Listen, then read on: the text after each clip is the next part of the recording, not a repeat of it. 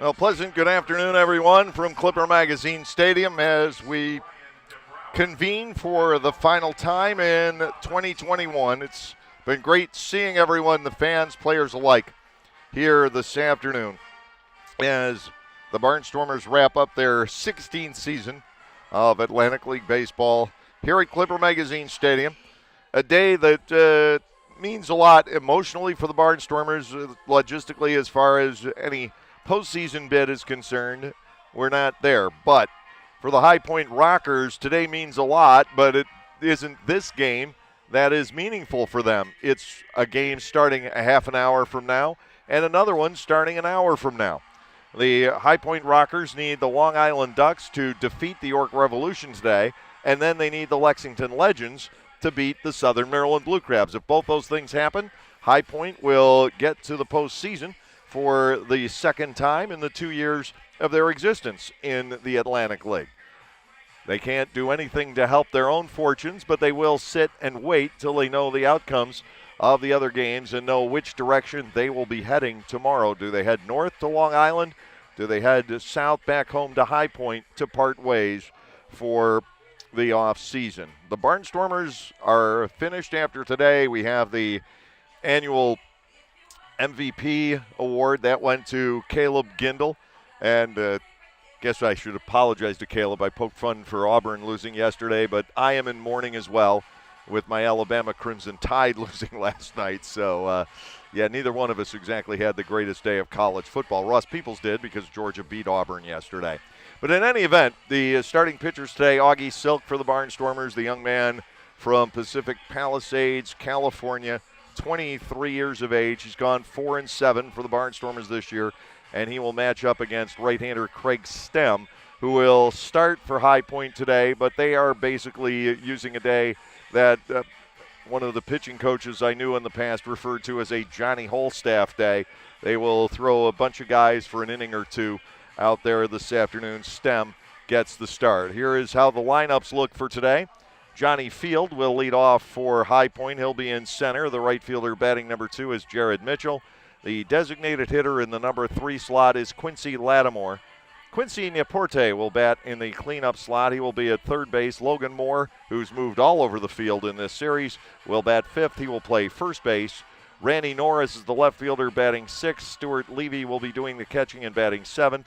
The shortstop batting in the number 8 slot is J.R. DiSarcina, and Nate Blackney will be the second baseman batting in the number 9 slot with Stem on the hill today for the High Point Rockers. The Barnstormers will be led off by Melvin Mercedes playing second base. Caleb Gindel, the player of the year, is voted on by the fans, is the right fielder batting in the number 2 slot. Center fielder hitting third is Alejandro De Aza. Blake Galen will bat in the cleanup slot. He is playing first base. Blake Alleman will bat 5th and play third. The catcher batting 6th is Anderson De La Rosa. Trayvon Robinson will be the designated hitter batting 7th. The left fielder hitting 8th is Devon Torrance. Clea Luis Rondon is the shortstop. He is batting 9th for the Barnstormers this afternoon with Augie Silk, the left-hander, on the mound, starting off with a record of 4 wins and 7 losses. One name you did not hear in the starting lineup today is that of Ladarius Clark. My understanding is that he has been dealt to the Southern Maryland Blue Crabs for the playoffs, if in fact they make the playoffs. We're awaiting that is official, but I'm fairly certain that it is. The Ducks launched the first shot by getting Gastonia's Boog Powell for the postseason, and then the other teams head to the postseason. If they've got an injury anywhere, they are scrambling to pick up players, and David Harris of the Blue Crabs is down with an injury, out for the rest of the year. So the Barnstormers, it appears, are sending Clark in that direction. Ross Peoples is out with his lineup card. He is meeting with the umpires. Jonathan LaMantina has home plate today. The first base umpire is Buzz Albert, and Brian DeBrouwer will be stationed over on the third base side. Jamie Keefe for the High Point Rockers on his way with his lineup card as well. Again, great to see everybody today, final time together here at Clipper Magazine Stadium. We had all the host families out. We gave away the team posters and had the chance to sign all the autographs today. My hand's a little bit tired from all of that. Just kidding. But it was fun seeing everybody one last time before Clipper Magazine Stadium is converted into basically a party facility, and for the Christmas Spirit Light Show coming up during the holiday season. Again, here in 2021, fourth year for that. So a lot going on at the ballpark following today. Just it won't be baseball related. It will be festivities related, meetings and holiday parties and the Christmas Spirit Light Show and so on. The Barnstormers getting ready to winterize our great facility here at 650 North Prince Street. Always a difficult day when you part company, and everybody's saying the word I've heard this from the fans today, and I think the players would use the same word, and that is bittersweet. Everybody's bodies kind of ready to shut down for the offseason. This has really been grueling.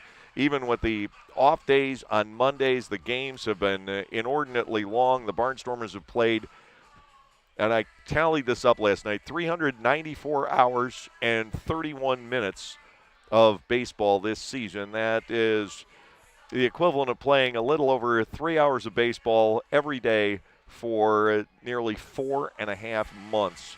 And it has been long. Guys are tired, but they will miss being here in Lancaster, except for those few who do call this area their home. But for the most part, guys will be scattering everywhere from California to Florida up to Massachusetts for Ben Wanger, out to the Pacific Northwest for Jake Mulholland. Once today comes to a conclusion, some are headed to winter ball down the road. We'll keep an eye for you on the Barnstormers' progress as winter baseball players this off-season. Augie Silk and Craig Stem, once again, are the scheduled starting pitchers for today. High Point probably doesn't mind the slightly late start that we're having this afternoon because they've got to sit and wait for the other outcomes anyhow, with York at Long Island coming up at 1:35 and Lexington at Southern Maryland coming up at 2:05 this afternoon. The weather here is holding off. It is very overcast this afternoon. Temperatures in the 60s. We're not anticipating any rain. And the rain chances have diminished at Long Island and Southern Maryland for today. There's tropical systems spinning around out there in the Atlantic, but they now don't think the outer bands are going to get far enough to the north to affect the game at Long Island or far enough to the west to affect the weather at Southern Maryland. So everything looks to be good to go and hopefully on time today. High Point has to wait it out. They will sit. They will watch the games here at Clipper Magazine Stadium. We are going to bring up the games from around the Atlantic League for them. They will sit and wait and learn their fate. Obviously, if York is up big or Southern Maryland is up big at some point today, they will probably disband and board the bus and head back home. Otherwise, they've got a shot still at the playoffs here in 2021. The Barnstormers are taking the field with Augie Silk, the young left-hander from California, leading the charge out onto the field, heading toward the mound. We'll momentarily send you down to the field of play for our opening ceremonies here this afternoon, and John Whitwer making the introductions. As we honor our nation and its flag to perform our national anthem, please welcome Melissa Almond. Oh, say, can you see by the dawn's early light what so proudly we hailed at the twilight's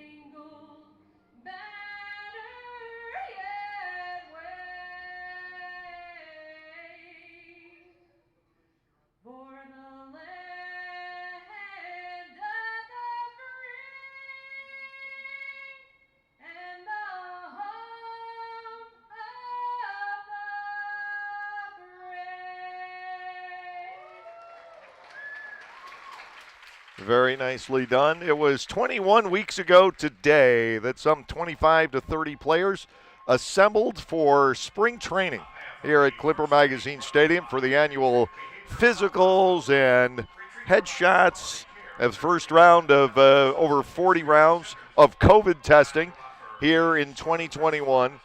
They introduced themselves to each other. Those who had not met before introduced themselves to us, and eventually, over the next couple of weeks, to the Lancaster community. As in every Atlantic League season, players come and go throughout the year.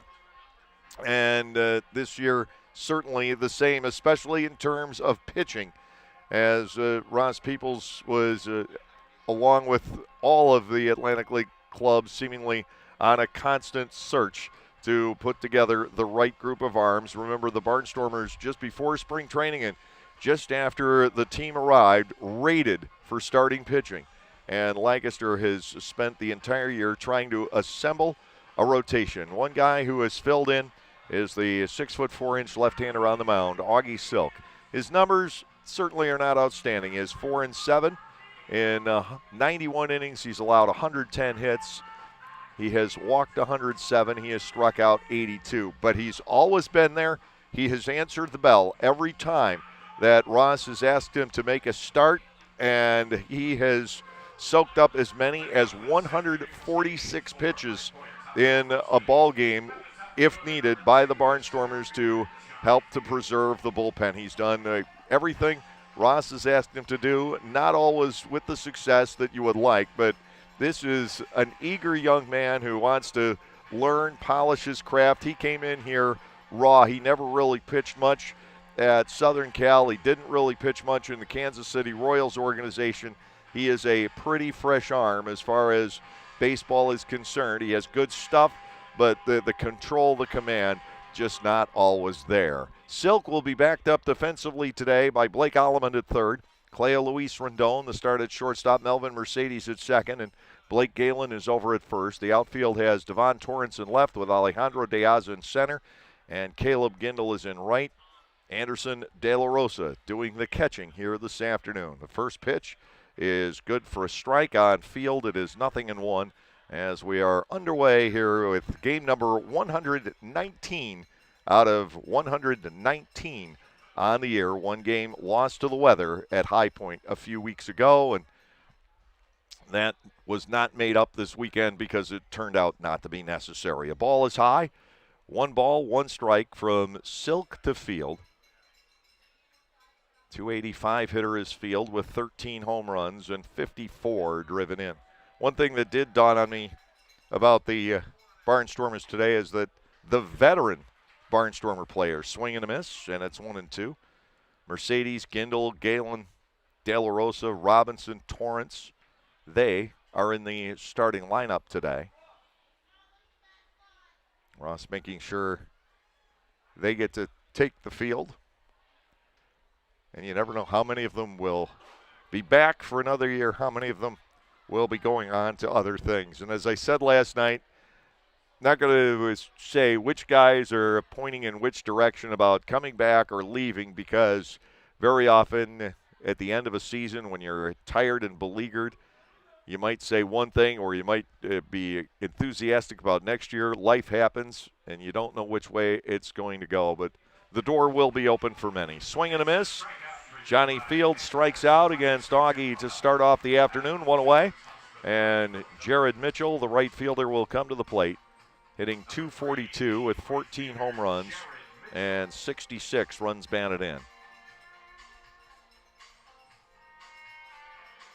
Silk has won 2 of his victories against the Southern Maryland Blue Crabs, and he's probably had his 2 best starts at Regency Furniture Stadium. He's been able to go 6 or more on a few occasions. Sometimes his starts are short. Ground ball down the first base line, foul, gloved by Galen. 0-1.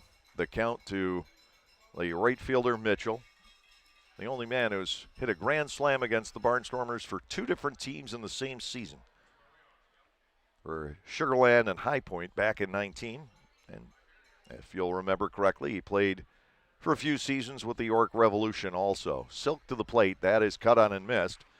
Augie off to a flying start here today. It is 0-2. His mom and several family members in from, well, his mom's in from California. The other family members, he's got family on the East Coast as well, so I may be assuming. High fly ball, right field, not hit deep. On a couple of paces is Gindel. Mitchell retired, 2 up and 2 down. Quincy Lattimore, the designated hitter, is stepping in for the High Point Rockers, batting .286 with 6 homers and 21 runs batted in. Lattimore, a fan favorite down in High Point. They gave away his bobblehead the last time we were there, and I got a feel for what Quincy Lattimore is all about. I was over getting ready to announce Caleb Gindel as the player of the year for the Barnstormers this season, and Lattimore was chatting with a couple fans who may have been in here from High Point, and he is just marvelous. He's sort of a PR marketing dream. Ground ball to third. Backhanded play, Alleman. He's got to get it all the way across, and the ball bounces on past Galen. Lattimore safe at first base, and that's going to be an infield base hit. Alleman made the play well behind the bag over at third, but the long throw was bounced. Galen unable to handle it. Lattimore was just about to beat it across anyway. 2-out infield single, and now Quincy Neporte, the third baseman, comes in.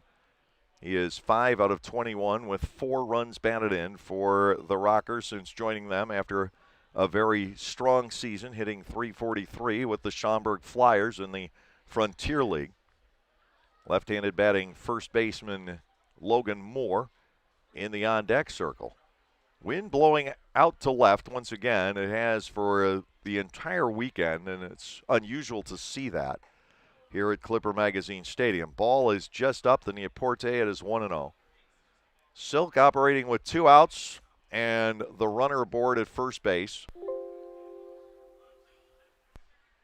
The motion, and Neporte now gets ball 2 down low. And this is, to some degree, what we have seen from Augie this season, and I've talked about it, and that he's not horribly wild, but he misses the strike zone a little here, a little there. This pitch popped up, foul territory. Galen appears to have a play, backing up on it from the apron and back to the grass. He makes the catch for the final out here in the top of the first. No runs on a hit with no errors.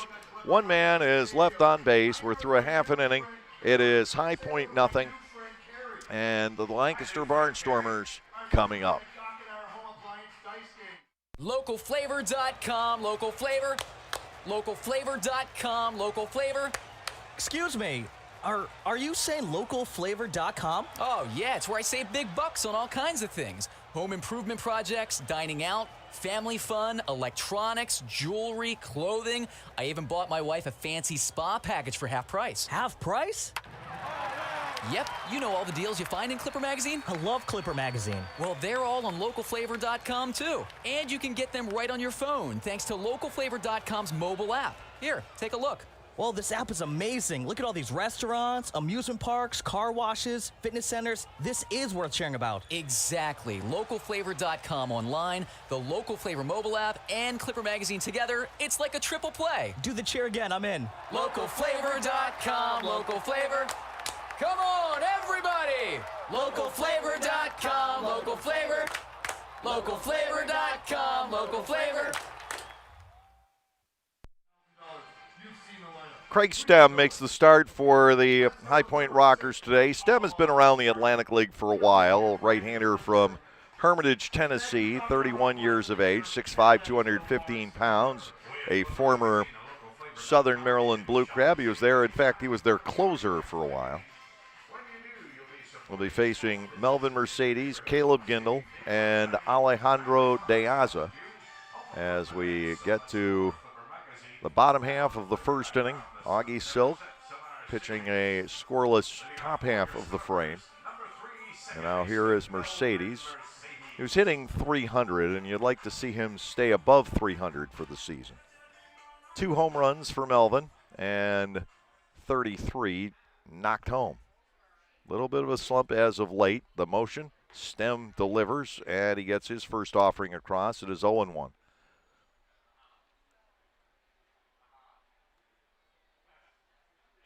Stem started his professional career with the Dodgers back in 11. Ground ball right side, that is managed by the first baseman Moore. He will shovel off the Stem covering. 3-1 on the conversion with one out. Caleb Gindel, a right fielder, will come to the plate. 34 homers, 91 runs batted in, 290 hitter. 23 doubles and a couple of triples on the season. Stem, after pitching in the Dodgers organization through 2014, went to the Miami Marlins for the 2015 season. First came to this league at New Britain in 16, then on to Southern Maryland. He had some good seasons there. Swing and a miss by Gindel. It is no balls and one strike.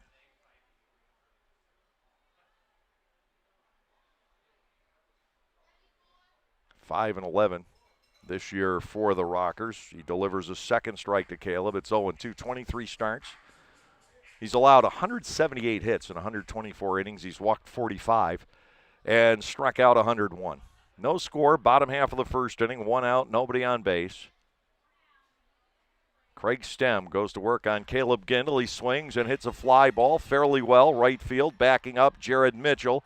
The wind is no assistance today, though, and Mitchell there to make the catch on the warning track for out number 2. Alejandro De Aza, the center fielder, will come to the plate. .319 hitter with 11 homers and 69 knocked in. The Barnstormers have struggled offensively over the past 5 weeks or so here at Clipper Magazine Stadium. They're hitting only in the mid-230s as a club, averaging only about 4 to 4.5 runs a game. Not good enough in this high-powered season. Fastball up and in, ball 1 and no strikes to Alejandro. On the road, it's been fine. They've been winning their fair share of games on the road. The bulk of the 11-game losing streak happened here. Little floater out to left field. Charging in on it is Randy Norris. He can't get there. It drops in for the 2-out base hit, and Blake Galen will step to the plate. Galen, .279 with 18 homers and 70 runs batted in. And here's a guy, you wonder, is this his last game at Clipper Magazine Stadium, or does he make a return trip next year? And I don't really know the answer to that. The door is certainly always open for Blake Galen. Nobody has ever done it better than he has in this ballpark. Takes a strike from Stem. It's 0-1. We mentioned Galen the other night and how the only other guy I could think of who was such a perfect fit for this ballpark was Jeremy Todd.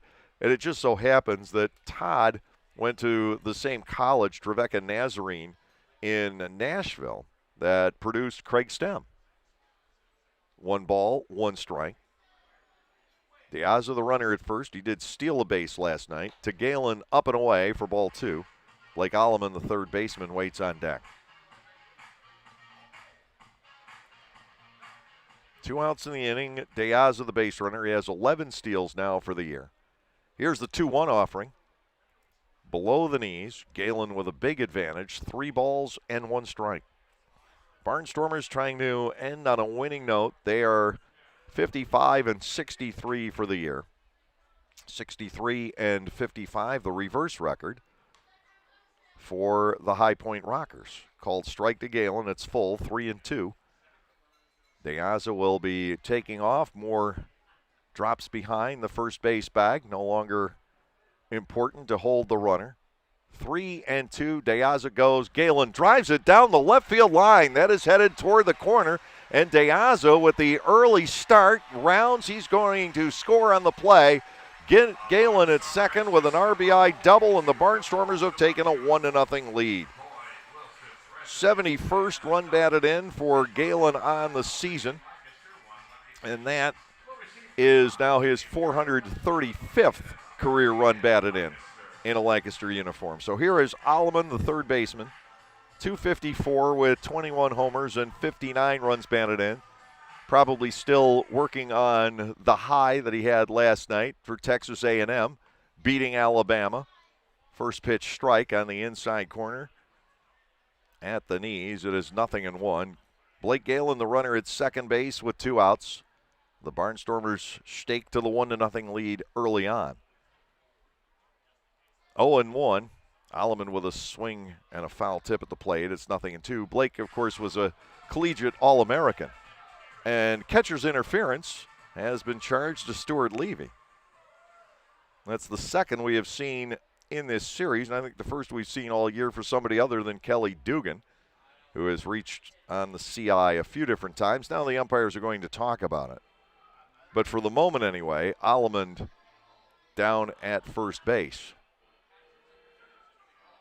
And Alleman is leaving first base and coming back to get his bat.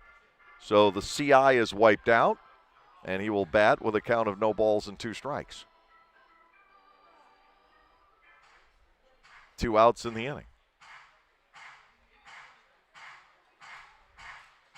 Blake Galen, with his 15th double of the year, has given the Barnstormers the 1-0 lead.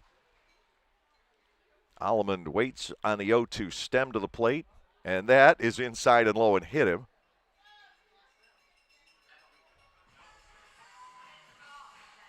So runners now at first and second for Anderson De La Rosa.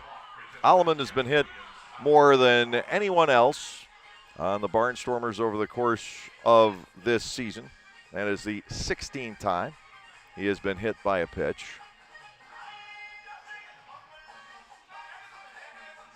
Next high in the ball club is Deaza with 8.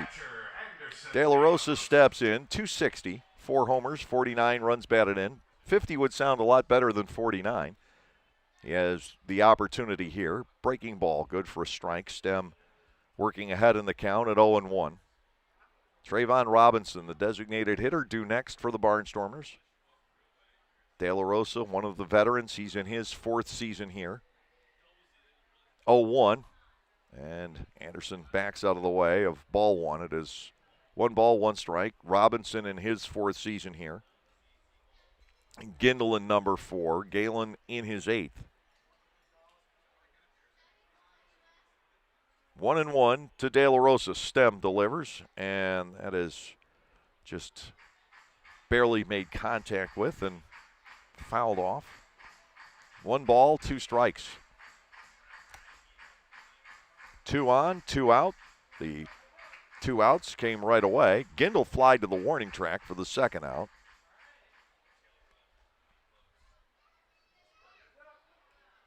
One ball, 2 strikes to Anderson De La Rosa. Target is set. Here's the pitch, and De La Rosa goes down on a slider. Well, the Barnstormers are unable to get a run, the 2nd run home. They do get 1 on 2 hits with no errors. They leave 2 at the end of an inning here today. The Barnstormers own a 1-0 lead. It's a good question. I would probably There are those who say, if it isn't broken, don't fix it. leave well enough alone. You don't mess with success. While others have something quite different to say. The new Lexus RX, with dynamic handling and available 12.3-inch touchscreen. The best-selling luxury crossover of all time. Experience amazing at your Lexus dealer.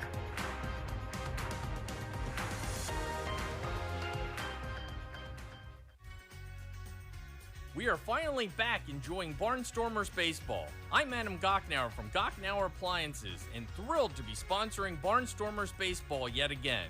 We also wanted to thank all of you for your incredible support for our business during the pandemic. We are so happy to still be here helping you with the best brand names and the best prices of major appliances in the area. Enjoy the game, and we will continue to service you now and into the future. Gocknauer Appliances in East Petersburg and on the web at gocknauers.com.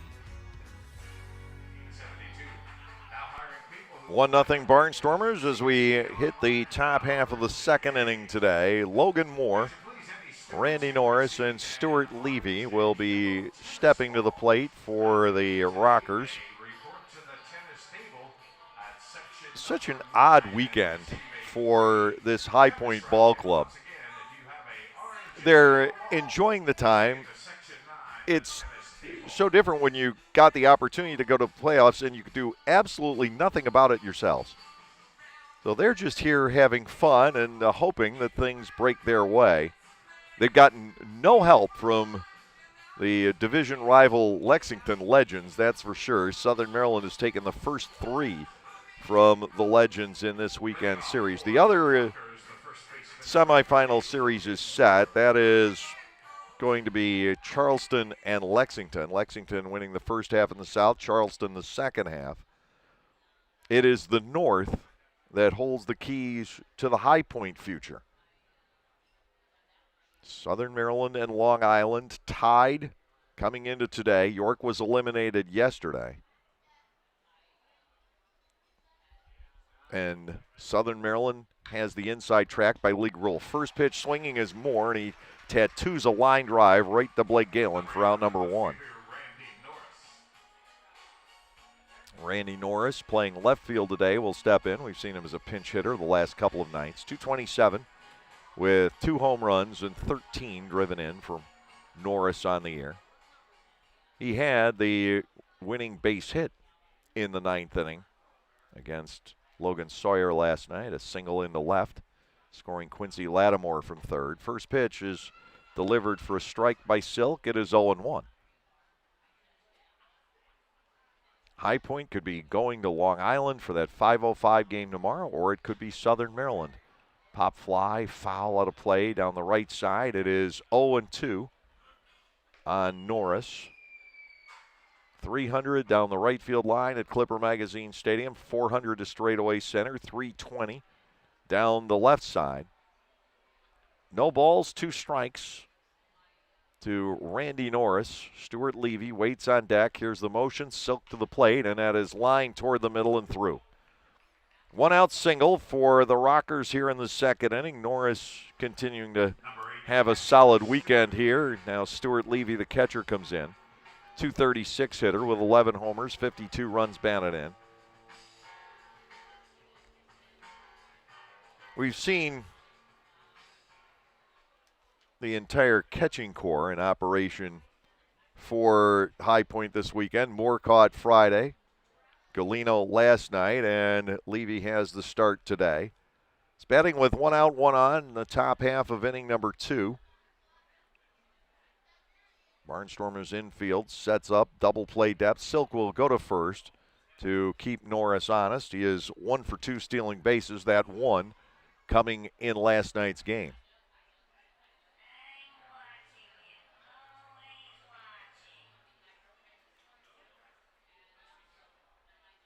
Barnstormers double play combination, as it's been the bulk of the stretch drive. Rendon and Mercedes. That's how we started the year as well. Ball 1 missing to Levy. And a 1 ball and no strike count.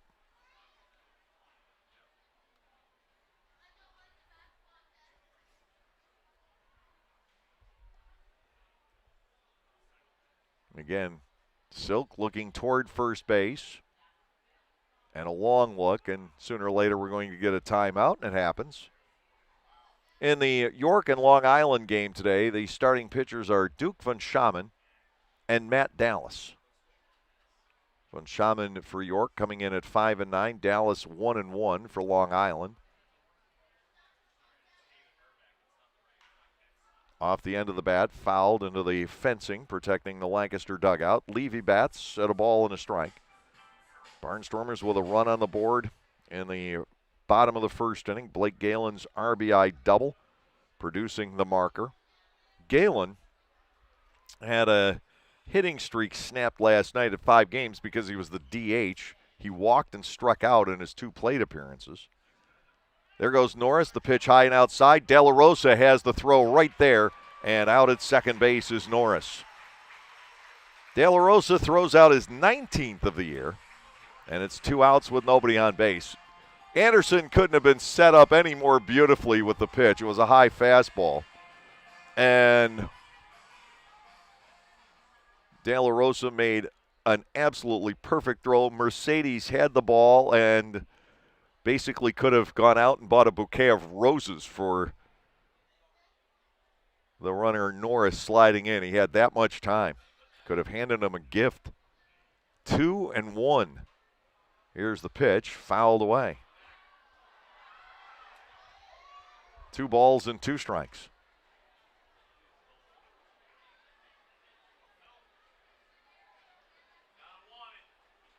Two outs in the inning.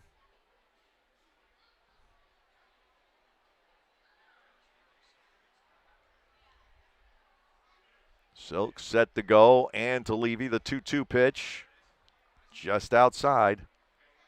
The count fills out at 3-2 with 2 outs and the bases clear here.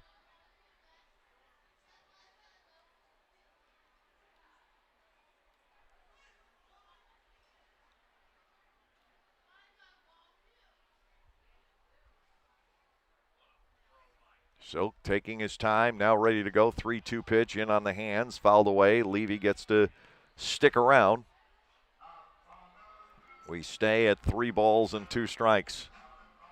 The last time we get to see the crew here in the press box, we've been together for 60 home games over the course of this season. Although Tom Richards not here today, he doesn't do the Sunday games.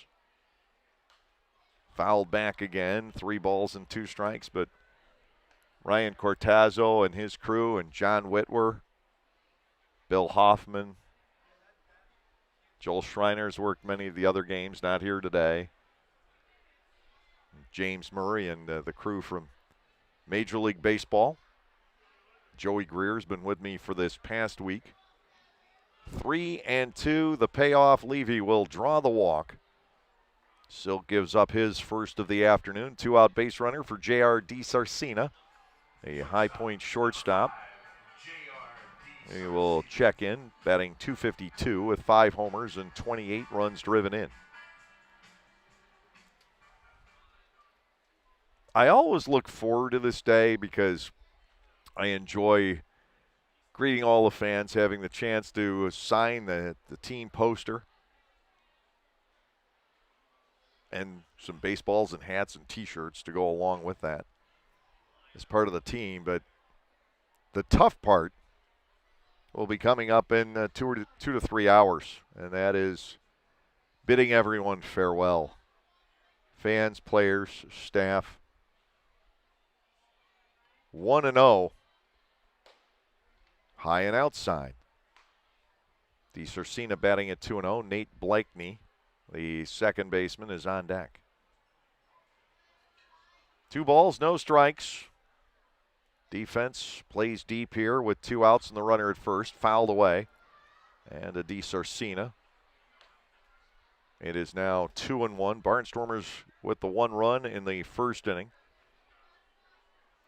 2 hits there, both coming to the opposite field with 2 outs. DeAza and Galen go the other way to produce the run. DiSarcina waits the 2-1. Silk again looks toward first, delivers to the plate. He gets DiSarcina to go after a pitch out of the zone. 2-2. Cloudy day, definitely football weather for our season finale. It's been not so much chilly. It has been gray the entire weekend. Today is a bit on the cool side. Foul ball straight back. The count continues. 2-2 on DiSarcina. It's been seemingly a lengthy inning. We were only on the 4th batter. But a lot of attention has been paid to runners over at first base. It paid off. Norris thrown out stealing. 2-2. Now Silk scuffs at the rubber a little bit. DiSarcina readjusts his position in the batter's box. Everybody is ready to go. Silk to the set. DiSarcina gets the 2-2 pitch high and outside, filling the count. We have gone to 3 balls and 2 strikes. Blakeney on deck, a right-handed batter all the way. A North Carolinian who went to college at Longwood, which also produced Barnstormers right-hander Cody Boydston. There goes the runner. The pitch is lined to left, and it will be taken on a hop by Torrance. DiSarcina joining Levy on the bases. 2 on with 2 out, and Blakeney, the second baseman, will come to the plate. High Point cost itself an out by running Norris earlier. They have a threat rebuilt here with 2 outs and 2 on in the second inning. Silk started off his day with a strikeout. He has not picked up one since. He's faced 8 batters. 4 have been retired. 4 have reached. 2 outs. Blakeney stands in, and Silk misses inside and low. Ball 1 and no strikes. The count on Nate Blakeney.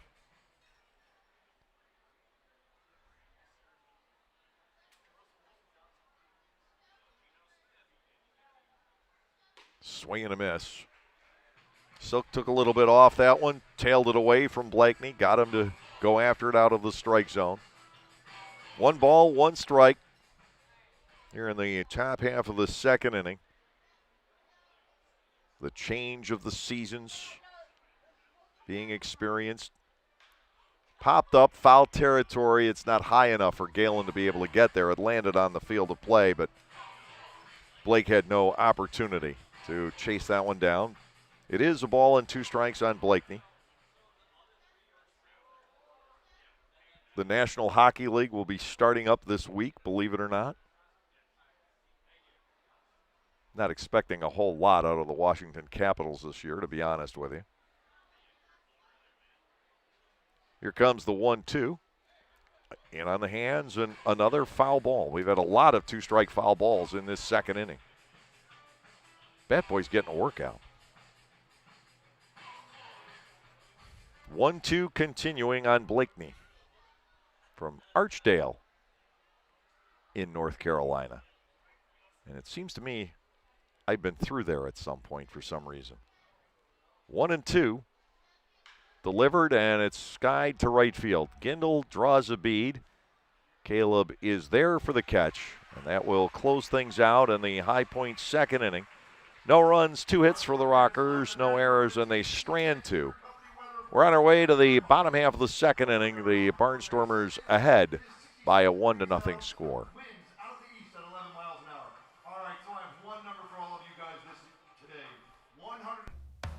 When everyone has a different craving, Wegmans Meals to Go has it all.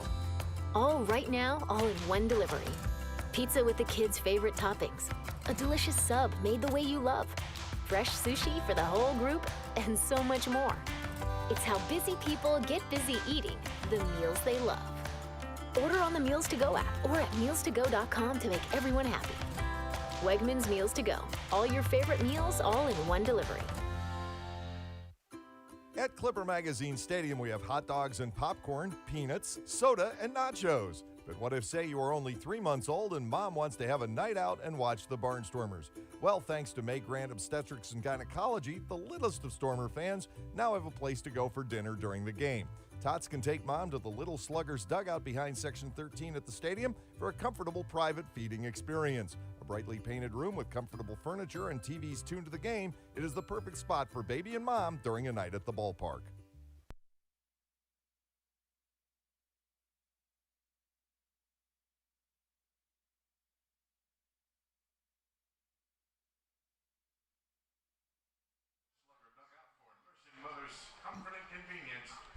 Oh, it's going to be one of those days. Jamie Keefe is out with his lineup card. It's still Stem on the hill, trying to detect where other changes might be. Meanwhile, Trayvon Robinson, Devon Torrance, and Clea Luis Rendon are scheduled to get to the plate in the lower half of the second inning.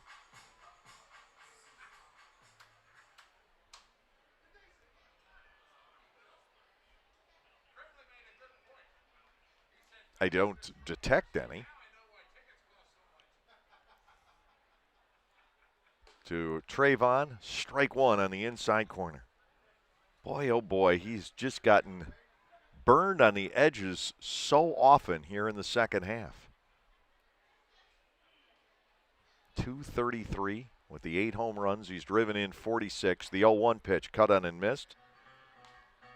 He's down 2 strikes. Stem last inning gave up 2 hits and a run, hit a batter and struck 1 out.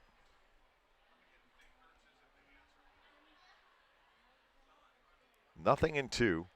Target is set, and to Robinson. This time it misses outside. Ball 1 and 2 strikes.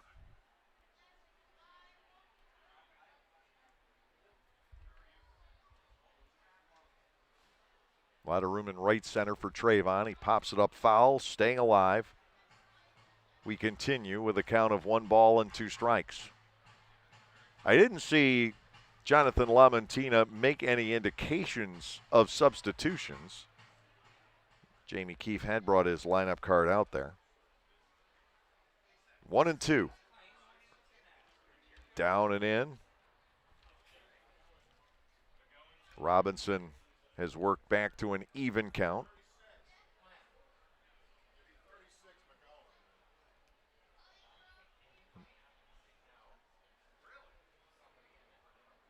Two balls and 2 strikes. Partial swing by Trayvon. I think he held, and Brian DeBrouwer gives it to him. Full count, 3 and 2. Now playing left field for the Rockers, number 36. So there is a change. James McCohen takes over for Randy Norris out in left. Robinson tags a line drive into right field through the hole and a base hit. Number 4, the left fielder, Devon Torrance. Devon Torrance stepping in for the Barnstormers, left fielder. He is in his second season with us. .253 hitter with 24 runs batted in. His Buckeyes had a pretty big day against Maryland yesterday. I keep bringing up the college football because of my mea culpa, and I've got to admit that, yes, Alabama did lose last night. Torrance a line drive, and he's got a base hit into left. He's finishing up pretty strong here in 2021. Sprang a lot of hits around in the stretch run this year. The Barnstormers have 2 on. They have 4 hits total against STEM. Clay Luis Rendon will come to the plate, and I'll say what I said when Anderson De La Rosa was batting. He's hitting .247, 6 homers, 49 runs batted in, and 50 sounds a lot better than 49. Though the possibility exists for a bunt.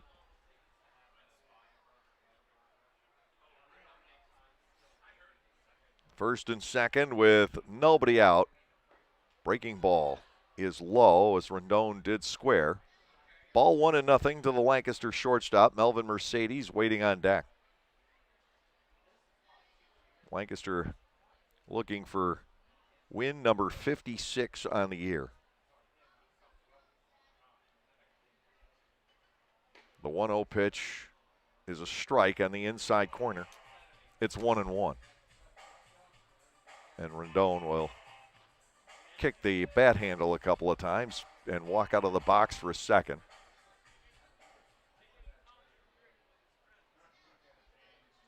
One ball, 1 strike.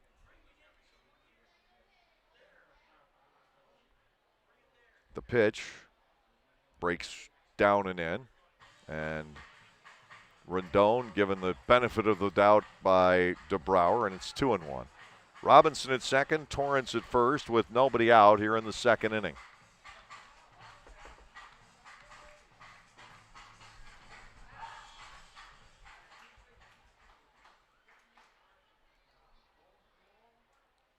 The set and the 2-1.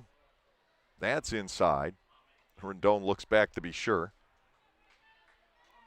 3-1 from STEM. The Barnstormers close to loading the bases for Melvin Mercedes. 1-0. Lancaster leading. The Barnstormers have 4 hits already. High Point has picked up 3. Here comes the 3-1. Rendon swings away, hits a bouncer to first, which is juggled by Moore. Any play on a lead runner is lost, and Rendon is out 3 unassisted. Robinson goes to third and Torrance to second with 1 man down. Mercedes will come to the plate. Melvin had some RBI chances last night, and they all went by the wayside. Twice he had a runner at third base with fewer than 2 out, didn't get him home, and he's got another opportunity at the moment The infielders in the middle will play back. The corners are up against Mercedes. Second and third with one out. And the off-speed pitch misses away. Ball one and no strikes to the Lancaster second baseman with Caleb Gindel waiting on deck.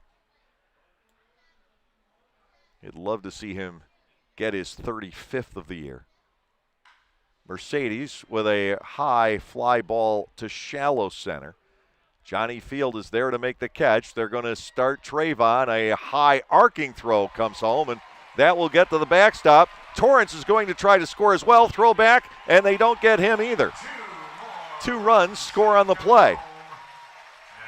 Torrance able to high step over the tag attempt of Stuart Levy as the throw from Field was chased to the backstop by Craig Stem. They'll give Mercedes a sacrifice fly, and then Torrance scores on the E8. 3-0 Barnstormers in the bottom of the second inning. Here's Gindel. He just missed back in the first inning, flying out to the warning track. Stem goes to work on Gindel. Caleb taking a ball down low. It is 1 ball and no strikes. The home run race has kind of gone into a stall here over the last several days. Breaking ball, twists too far inside. It's 2-0. Gindel and Joshua Saleh of Gastonia with 34 each. Courtney Hawkins of Lexington with 32. And it's been that way for a few days running now. Gindel hit his 34th on Tuesday in the homestand opener. He goes to 3-0 against Stem. Alejandro De Aza, the center fielder, waits on deck. 3 balls, no strikes to Gindel, and it's lined up the middle, base hit center field. So no home run, but a ringing single off the bat of Caleb Gindel, and De Aza will step in. The Barnstormers this inning with 3 hits, a sacrifice fly, the throwing error.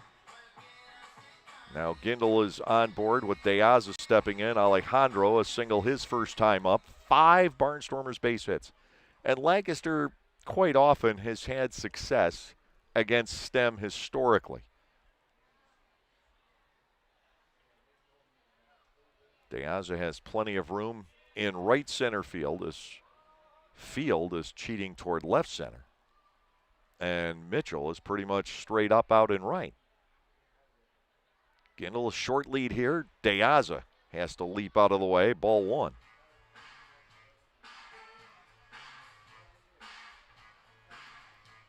Three to nothing. The Barnstormers in the lead for Augie Silk here in the bottom of the second inning. De Aza batting with Blake Galen waiting on deck.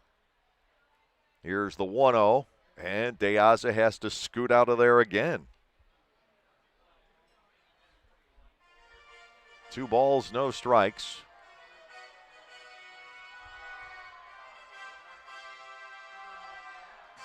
Stem with 41 pitches. 2-0. De Aza goes for it, chopping a foul toward his own dugout. We are at 2 balls and 1 strike. Robinson to right field, Torrance to left, Gindel to center with the base hits this inning. 2 balls, 1 strike to Alejandro De Aza. And when he's at the plate, who knows where the ball's going to go. 2-1. He swings and misses here. 2 balls and 2 strikes. The Barnstormers trying to put together one last big effort here this afternoon before we call it quits on the 2021 season. 2-2. De Aza chops a foul, and he'll stay in. But there may very well be news coming up, things like all-star teams and the 2022 schedule, probably not till the end of the month or beyond. Still need to determine that 10th franchise for next year. That's arguably going to be the first piece of news we get. 2-2. De Aza pops a foul over into the third base seats. So you can, I think, look forward to that coming up reasonably soon. It's not going to go till February or March like it did this year with the reorganization of minor league baseball and picking up Lexington and Charleston after losing Sugar Land and Somerset. 2 balls, 2 strikes. De Aza powders this foul down the right field side. Oh, that's going a ways, but at a crooked angle. Still 2 balls and 2 strikes. Caleb Gindel remaining, the runner at first base with 2 outs here in the lower half of the second inning. 3-0 in favor of the Barnstormers. De Aza and Stem continue to do battle here. Gindel inching out a little bit more. De Aza rolls a foul past Troy Steffi down the line. Holding count of 2 balls and 2 strikes.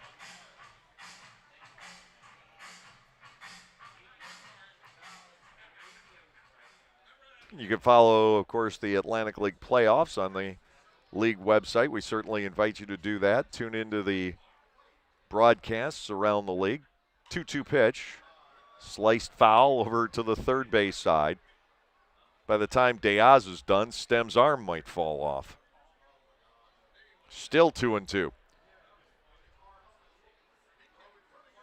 They'll be broadcasting the game from Long Island tomorrow. You can join Chris King, the voice of the New York Islanders. He's got the call on that one.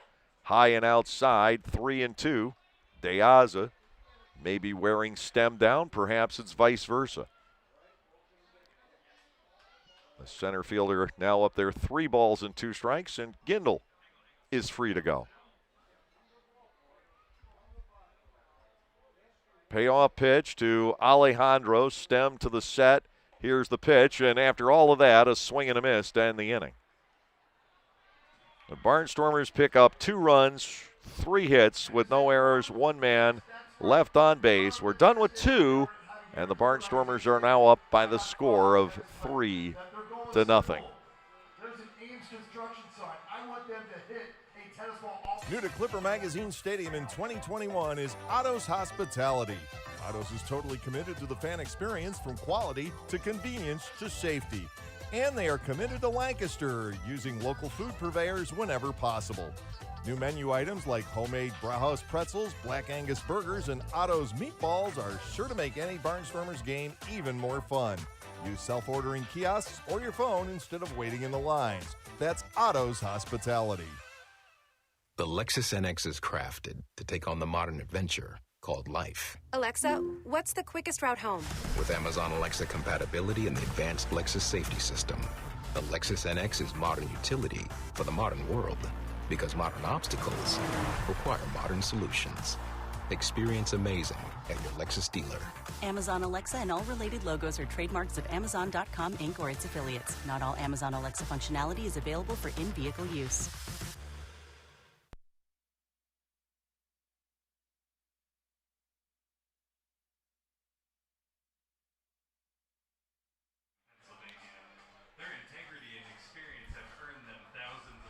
Augie Silk will face the top of the lineup for the High Point Rockers as we advance to the third inning. It'll be Johnny Field, then Jared Mitchell, and Quincy Lattimore stepping in for the High Point Rockers. 2 innings in the books with the Barnstormers leading by the score of 3-0 here today. They are underway at Long Island. The Ducks leading 2-1 in the bottom half of the first inning. A lot of offense to start off the day. James Harris opened with a home run, then Jack Kenley doubled. Melky Mesa singled, but York couldn't get the second run home. In the bottom of the inning, Boog Powell with a base hit to Vladimir Frias as well. Nick Batari, the designated hitter today, driving in 2 runs. Von Schaman has gotten 1 out. Popped up, and that will come out of play. Galen starting after it. No balls and 1 strike. The count on Field.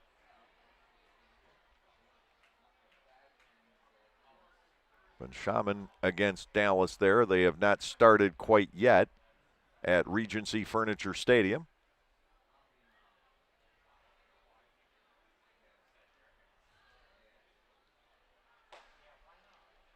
Lexington with Mike Koltak on the mound against Darrell Thompson. Southern Maryland wins and they're in, and they've got the ace going. Thompson seeking his 16th of the year. The all-time wins leader in Atlantic League history. Foul ball back, it's 1-2. So Stan is intent on wrapping it up today with that pitching matchup. Koltak is 1-0 for Lexington. He's their player operations, their baseball operations guy, and on and off the roster. Charleston Gastonia coming up at 4:50. So we, in all likelihood, will go off the air and not know the fate of Gindel as far as the home run title is concerned. Ball 2 is inside and low. Field batting at 2-2. Top half of the third inning here with the Barnstormers ahead 3-0. Defense straight away against Field. He had one big game at High Point when we were there the last time. Swung on and missed. Silk has fanned Field for the second straight time. One away. Jared Mitchell stepping in. Mitchell flied out to medium deep right back in the first inning. The Barnstormers will get Galen Alleman and De La Rosa to the plate in the bottom of the third. And it looks like Craig Stem will continue. I was led to believe he was going to pitch 2, but it looks like he's going 3. High Point is working this like a spring training game. I guess they told me 2 or 3. Breaking ball for a strike on Mitchell. It is 0-1. Silk surviving 3 hits and a walk over the first couple of innings. Helped out by the arm of Anderson De La Rosa as he threw out Randy Norris on a steal attempt. Another breaking ball. This one grazes the outside corner, and very quickly it is 0-2 on the left-handed batting Mitchell. Ran into Augie's mom before the game. Always a pleasure. Her second trip in from California. She was here about a week and a half earlier. Fly ball out to left. Jogging back on this one is Torrance. Still going. He makes the catch. Mitchell's retired. 2 outs in the inning. And Quincy Lattimore to step in. Lattimore reached on an infield single his first time up. The goggled Quincy Lattimore.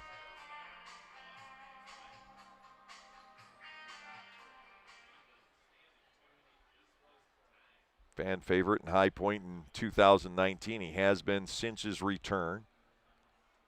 Silk to Lattimore. Goes with the curveball. That is in. Strike 1.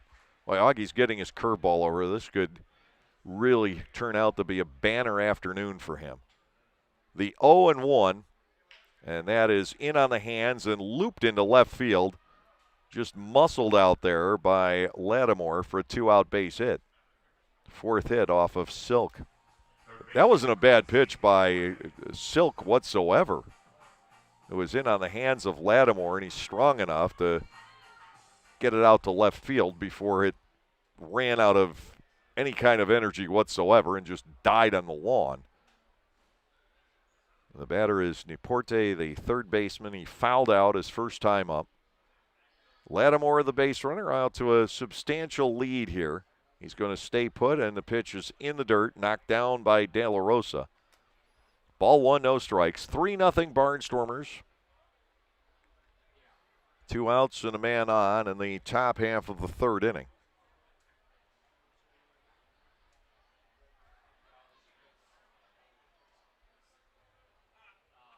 Left-hander into the motion, and Niporte gets ball 2 upstairs. 2-0. One Quincy at first and the other in the batter's box. I can't name any other Quincy's other than Quincy Foster that we have come through here before. Ball 3 is outside, 3-0.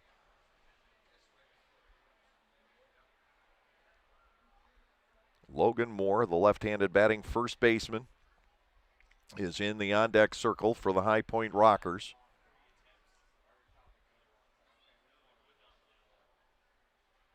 The motion. And then Nieporte swinging away at the 3-0, pops it up into foul territory. Galen has room. Blake is there for the catch, second time in a row.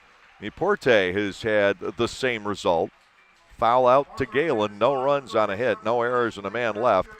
Bottom of the third is up next. The Barnstormers continue to lead 3-0. 72 years and 4 generations and still going strong. We are Gochenauer Appliances in East Petersburg, and we want to be your appliance store now and into the future. We sell all the best brand names of appliances at the very best prices.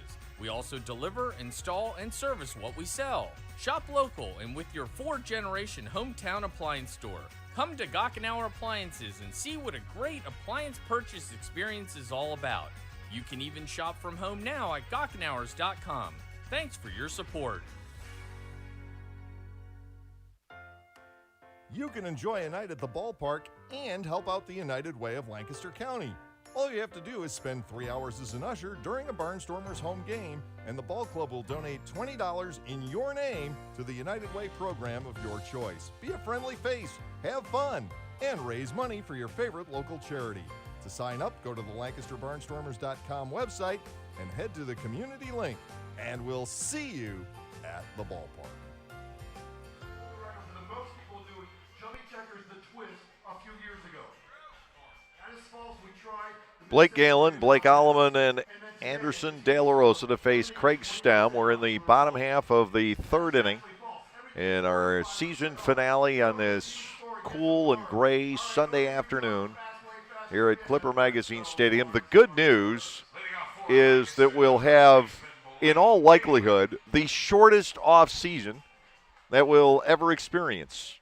The league seems to be committed anyway to starting in April of 2022. Breaking ball for a strike. It's 0-1. That could change depending on the length of the schedule next year, depending on getting a 10th team.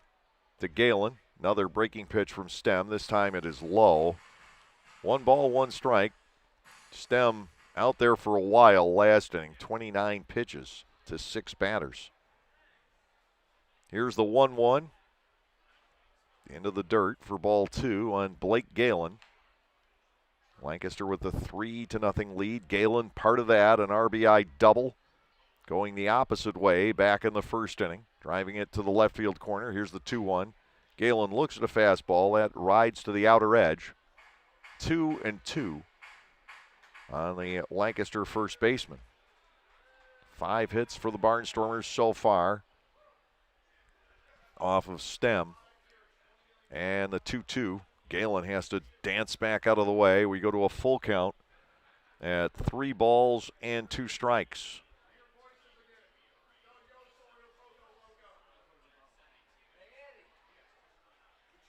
Right-hander ready, and Galen drives this out to left again, but McGowens is right there. He'll backpedal a step or 2 at the last second. Blake's retired, the other Blake coming in. Alleman hit by a pitch back in the first.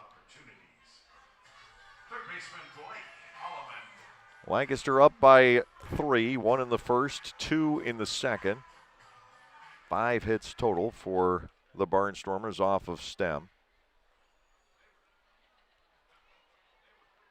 Alleman pulls a grounder foul past Troy Steffian down the line. 0-1 the count. The Barnstormers are 3-7 against High Point this year. It's the toughest opponent for Lancaster,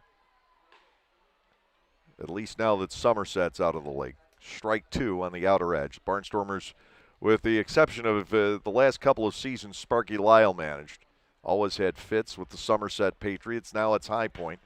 Hard ground ball, 1 hop to Moore, and he's got to take it himself as Stem seemed to be a little bit late coming over. It almost looked like there was some miscommunication. Stem thought Moore was waving him off. Moore was expecting him to cover, and then Moore accelerated again. 2 outs, and De La Rosa coming to the plate. Anderson, a strikeout victim, back in the first inning. De La Rosa has had a good season. The Barnstormers have a winning record when De La Rosa has caught, I do believe. And he's hit the ball well. Slider for a strike. It nibbled the outer edge, and it's 0-1 here. 17 doubles, 4 home runs. He's thrown out over 30% of opposing base stealers. Still very hard to do in this league. Breaking ball is in the dirt to the outside. It's 1-1, so it's very much to De La Rosa's credit. I have him, I think, 19 for 56. It's about 34%. And that's just not easy to do, especially when you've got all these young pitchers who forget about things like holding base runners.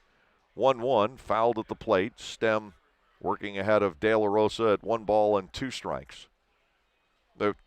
We just gotten to watch the De La Rosa family grow as time's gone by. We remember when Anderson first got here about 4.5 years ago, Sammy was the toddler, and now Sammy, 8 years old, growing into a fine young man. Nathan running around the ballpark now. Breaking pitch misses, and De La Rosa is batting at 2 balls and 2 strikes. A 37-year-old veteran backstop. A lot of that time spent in the Milwaukee Brewers system. 2-2 from Stem, and it's popped up foul. Charging over on it is Levy, and he will be there to make the catch. De La Rosa's retired. The Barnstormers go down in 1-2-3 fashion here in the bottom half of the 3rd inning. We're at the end of 3 with the score. The High Point Rockers 3, or rather the Lancaster Barnstormers 3, and the High Point Rockers nothing. Class-leading rear leg room. Available Mark Levinson Pure Play sound system. And now, for the first time, all-wheel drive. If there's anything missing in the Lexus ES, it's you. The Lexus ES, now available with all-wheel drive. Experience amazing at your Lexus dealer. 2021 ES versus 2020-2021 competitors. Information from manufacturers' websites as of 5/3/2021. Mark Levinson is a registered trademark of Harman International Industries, Inc. When everyone has a different craving, Wegmans Meals to Go has it all. All right now, all in one delivery. Pizza with the kids' favorite toppings. A delicious sub made the way you love. Fresh sushi for the whole group, and so much more. It's how busy people get busy eating the meals they love. Order on the Meals to Go app or at mealstogo.com to make everyone happy. Wegmans Meals to Go. All your favorite meals, all in one delivery.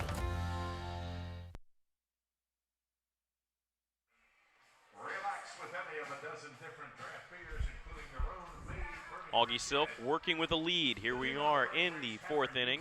Lancaster Barnstormers leading the High Point Rockers 3-0.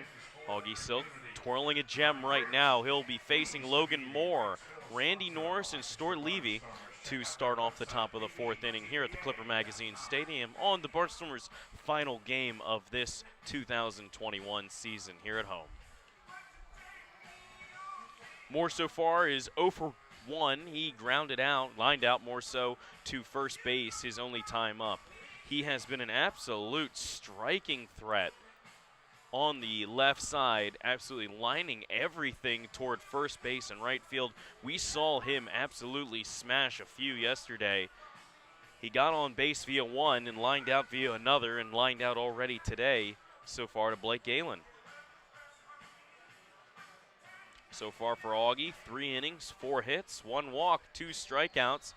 The big thing for him is so far he's kept the walks in check, and if he can do that and get more strikes, man, those strikeouts start piling up. Let's see if he can continue to do well here as he is on the beneficial end of the scorecard. Here comes Logan Moore to face him.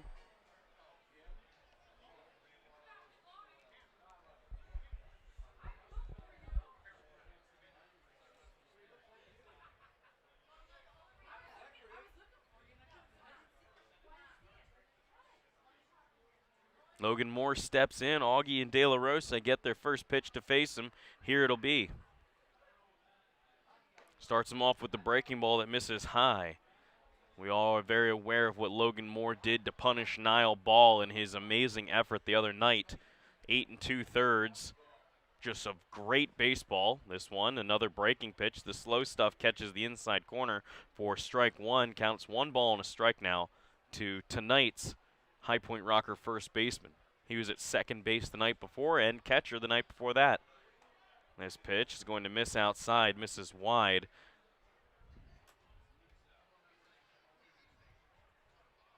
Count is 2 balls and 1 strike to Logan Moore. He's been playing all around the infield. We are very interested as to how this game will go with infield and outfield play and moving guys around on the last day. There have been talks of making some adjustments, giving guys some chances, so we'll definitely see that. We've already seen 1 substitution in High Point's behalf. Swung on and foul tipped into the glove by Logan Moore. Count will now be full on Moore. So we'll see. Yeah, McGowan came in, took over for Norris in left field. Otherwise, everybody's been taking their hacks at the plate and taking their routine play opportunities in the field. Swung on and miss. Moore goes down. What a comeback by Augie Silk to get him. Moore down on strikes. He's 0 for 2 now on the evening. Here comes Jake McGowan. He'll get his first opportunity of the evening. James McGowan came in for Norris, so one would have to think that maybe after Norris is caught stealing, he was a little shaken up. Here's McGowan right now, looks at the first pitch, called for strike 1 for Silk. Silk just under 60 pitches as he is now through 3 1/3 innings. No runs, 4 hits, 1 error for High Point. Pitch misses high. Count 1 ball and a strike. 3 runs, 5 hits, no errors for Lancaster. Yesterday, High Point got into double digits with ease in the hit department. Swung on and hit over to Blake. Blake will take it himself. 3 unassisted for the putout. Quickly moving through the inning, Augie has 2. Catcher Stuart Levy. So far, Lancaster leading in the hit department and the run department. High Point leading in the error department with that big error on Fields' behalf. That throw that he launched from center field to attempt to get the runner. He attempted to get Trayvon on that one, but it was too high, and heads up base running by Devon Torrance. He took a nice wide turn around third and came in and scored standing up, dodging the tag by Levy. First pitch now to Stuart Levy as we talk about him here. He looks at the first pitch for strike 1. 61 now in the pitch department, 40 for strikes. So Augie is in command currently. There's a ball just missing outside. For the Barnstormers in the 4th inning, they'll send up Trayvon, Devon Torrance, and Clay Luis Rondon. It'll be 7, 8, 9. Stewart gets a hold of this one. It's going to go foul as De La Rosa gives it a look. 1 ball, 2 strikes now to the High Point Rocker catcher. We've seen High Point give us 3 different catchers so far this homestand. Moore has had a game, Giuliano has had a game, and now Levy is having a game. Levy, 236, 11 home runs, 52 runs batted in. 1-2 offering on its way by Augie, swung on and fouled into the netting. Levy walked in his first plate appearance. That was a part of 3 base runners in that inning, but Augie got out of it with very good and clutch pitching. A caught stealing on a perfect throw by De La Rosa that we're so accustomed to seeing. A fly out and a line out. Levy gets some air under this one. It's going to go to left field. Converging is Torrance and Rondon, and Torrance will camp under it and record the out. So the Barnstormers get the High Point Rockers 1-2-3 to end the inning. No damage done here on the on the top half of the 4th. We'll look for some damage to come forth in the bottom half of the inning. Barnstormers leading matters here by a score of 3-0.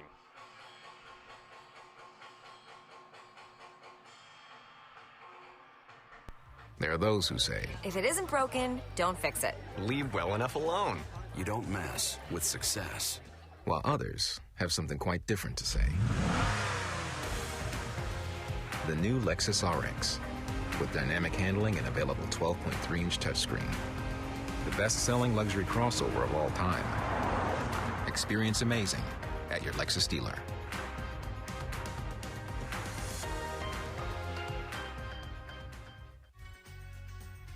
We are finally back enjoying Barnstormers baseball. I'm Adam Gocknauer from Gocknauer Appliances and thrilled to be sponsoring Barnstormers baseball yet again. We also wanted to thank all of you for your incredible support for our business during the pandemic. We are so happy to still be here helping you with the best brand names and the best prices of major appliances in the area. Enjoy the game, and we will continue to service you now and into the future. Gocknauer Appliances in East Petersburg and on the web at gocknauers.com.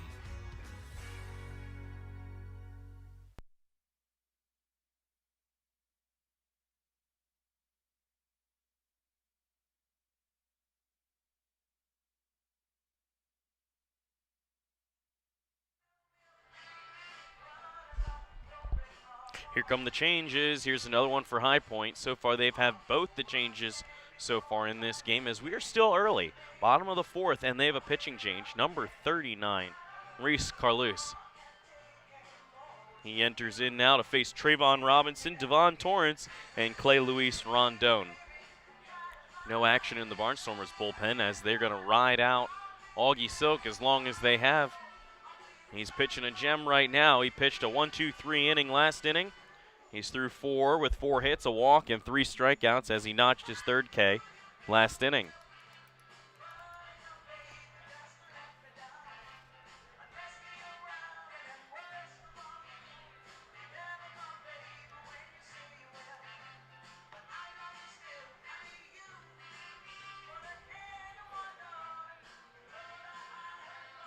Reese was acquired in a trade with New Jersey. The New Jersey Jackals, that is, for a player to be named later. He appeared in 34 games for the Jackals, and now he's on his second team tenure this league. In his last appearance came on the 7th against Southern Maryland. He went 1 inning, gave up a hit, and struck out 2. Here's the pitch to Trayvon, swung on and missed for the first pitch of the at-bat from Reese. Before that, he had pitched against Southern Maryland a couple days prior and went 1 2/3 with a strikeout. So far, his latest appearances have been very good quality. Here's the pitch to Trayvon, called for a strike on the inside corner. He works from being in a hole. No balls and 2 strikes. Only 7 innings so far for Reese this year as the recent acquisition from New Jersey pitches here. Swung on and down goes Trayvon on 3 pitches. He's down on strikes, and here comes Devon Torrance.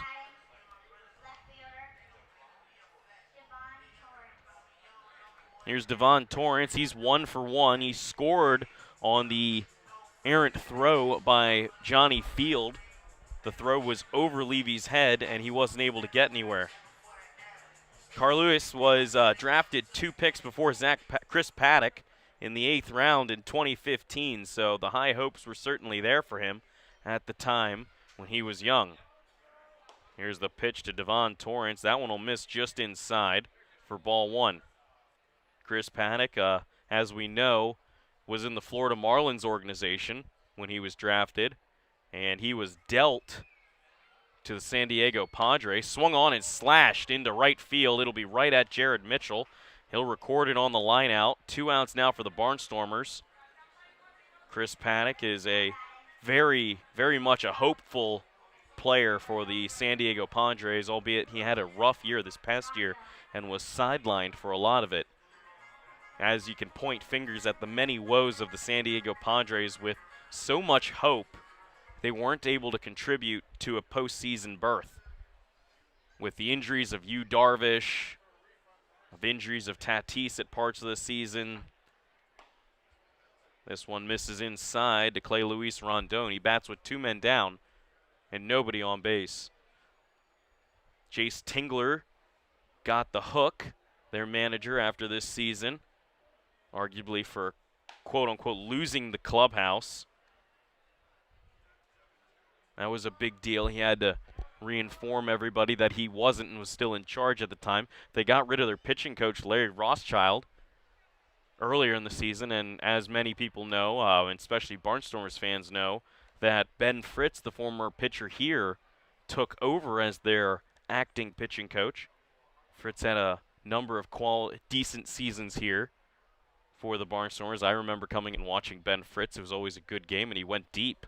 Swung on and missed by Clay Luis Rondon. Count now 2 balls and 2 strikes to the shortstop. Clay Luis Rondon bats 2-2. Reese is moving right on through Lancaster. Let's see what he does here. He and Levy on the same page. This pitch swung on. It's in foul territory. Neaporte goes and gives it a look, but it'll be out of his range.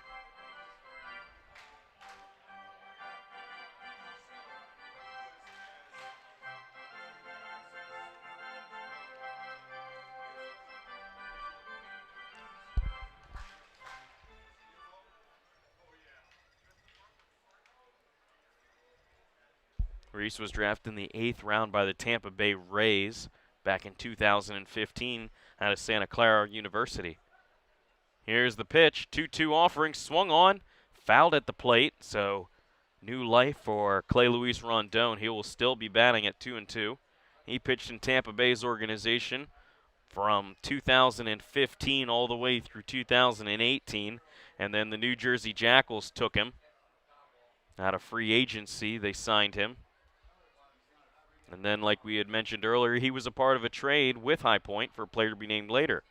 Here's the 2-2 offering. That one remains high. Clay Luis will now bat with a full count.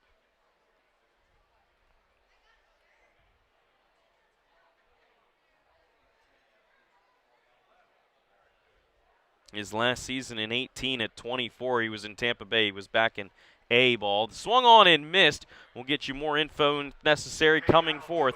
Swung on and missed. Down goes Clay Luis Rondon on strikes. Good inning for Reese as the Barnstormers go down 1-2-3 as the High Point Rockers did in the top half. We'll be back after these messages. Barnstormers leading matters 3-0. New to Clipper Magazine Stadium in 2021 is Otto's Hospitality. Otto's is totally committed to the fan experience, from quality to convenience to safety. And they are committed to Lancaster, using local food purveyors whenever possible. New menu items like homemade Brauhaus pretzels, Black Angus burgers, and Otto's meatballs are sure to make any Barnstormers game even more fun. Use self-ordering kiosks or your phone instead of waiting in the lines. That's Otto's Hospitality. The Lexus NX is crafted to take on the modern adventure called life. Alexa, what's the quickest route home? With Amazon Alexa compatibility and the advanced Lexus safety system, the Lexus NX is modern utility for the modern world, because modern obstacles require modern solutions. Experience amazing at your Lexus dealer. Amazon Alexa and all related logos are trademarks of Amazon.com Inc. or its affiliates. Not all Amazon Alexa functionality is available for in-vehicle use.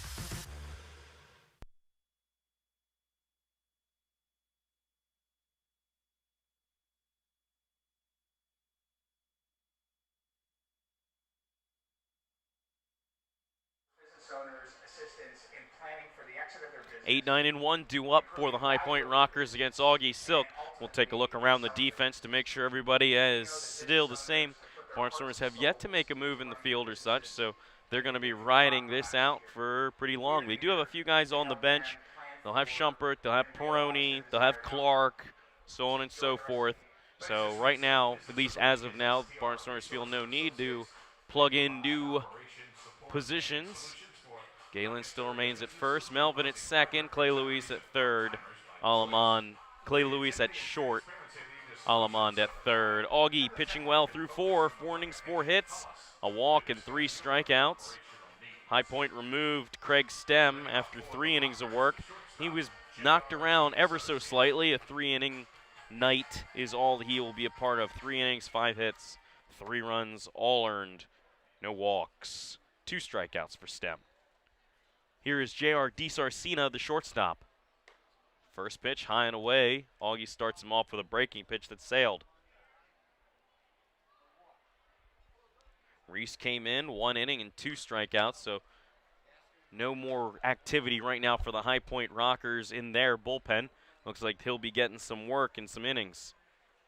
He had a very good inning against the Barnstormers. 1 inning, struck out both Trayvon and Clay Luis.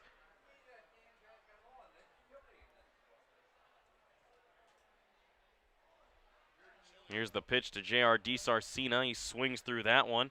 He comes up empty. He is now behind in the count. 1 ball, 2 strikes.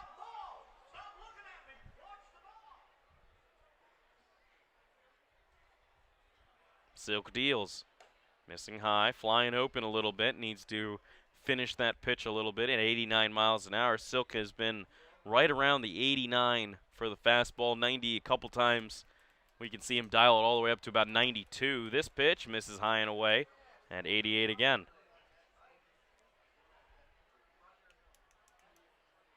Big day here in Lancaster as all the fans are still coming in and around. Looks like the weather's going to hold for the Stormers, and they'll be able to get all of this in without any storms coming through. That one fouled off at the plate. And there was some dripping on the way in, and while everybody was getting their team posters signed out on the field, made some people weary to see how long they'd be able to drag it through. 3 balls, 2 strikes to J.R. DiSarcina. Augie and De La Rosa get on the same page, and here it is. Swung on and mashed right up the middle. It's going to dump in for a single. J.R. DiSarcina starts things with a single, and here comes Nate Blakeney, second baseman tonight.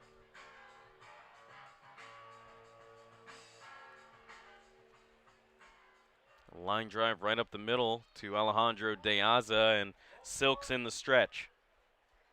That's the 5th hit of the night. Early afternoon for High Point.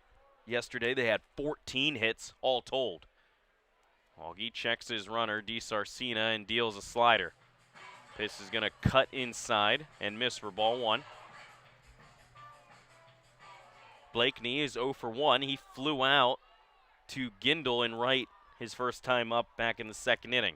Here's the pitch, a line drive out. They've got him doubled off the bag. J.R. DiSarcina got way too anxious. He got anxious, got off the bag. He didn't freeze on the line drive like we're all taught to do. There's a double play. Well done, Blake Aleman.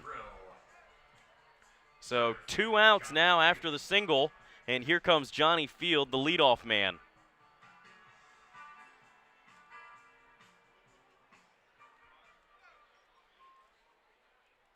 Here's Johnny Field. He's 0 for 2. He's been victimized by the strikeout twice. And he hits the first pitch of his at-bat over into left field. If it's fair, it's gone. Brian DeBrouwer puts his arms up, but it's foul ball. So I was going to say, if it's fair, that one's out of here as Field got all of it. Nonetheless, he'll be coming right back to the batter's box for the second pitch. He cut that one just a little early. Middle in at 81 miles an hour. Field's eyes lit up.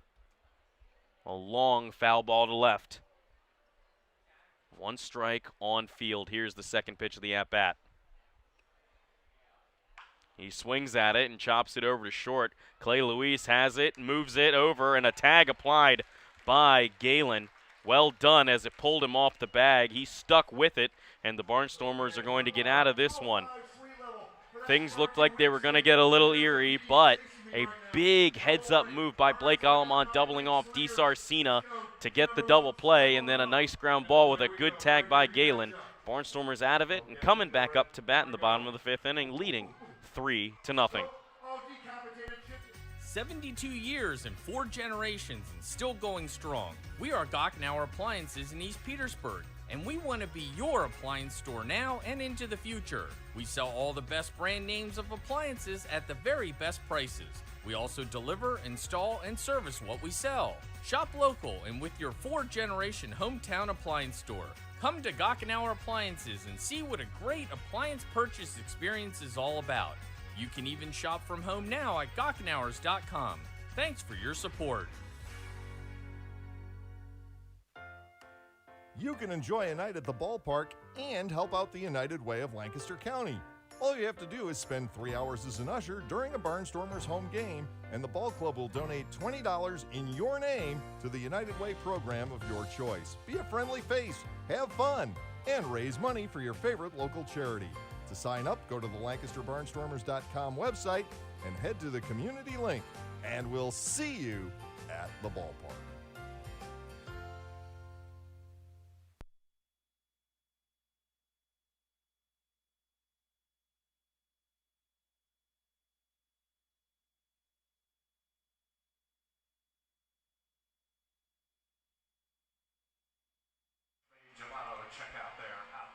Back-to-back-to-back changes in the respective innings for the High Point Rockers. We do have a new center fielder.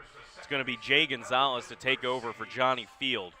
So Field's night's done. He'll join the rest of the team on the bench and root on his team. McOwen still out in left. Mitchell out in right still. Moore, Blakeney, DiSarcina, Niaporte in the infield with Levy still behind the plate, and Reese is still on the mound. First pitch to Melvin Mercedes is going to miss high for ball one. Melvin Mercedes, Caleb Gindel, and Alejandro De Aza due up for the Barnstormers, the top of the order. A swinging strike by Melvin. He comes up empty. Melvin 0 for 1. He has an RBI. He was a part of that sacrifice that brought home 2. He got credit for an RBI on 1.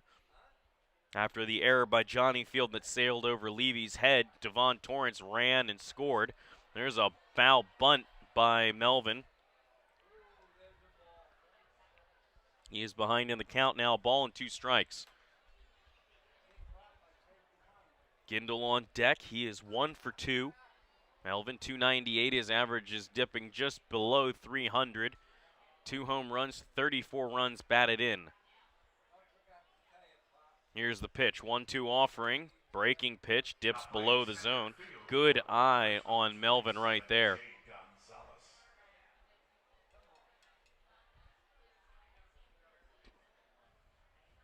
Two-two offering. Here it is. Swung on. Fouled again. Fans are getting a lot of free baseballs, and someone just got a free hit in the back. I'll go check on him. Looks like he'll be all right, but a surprise definitely. Here's the 2-2 pitch again from Reese. Swung on. This one's hitting the foul territory, and it's going to get down. Mitchell and Gonzalez, the ball will find you. Gonzalez picks it up, and Melvin's thinking 3, but he'll hold it second for a double. A line drive double into right center field. Jay Gonzalez gets it and tosses it right back in. Barnstormers have a leadoff man in scoring position. Right fielder Caleb Gindel.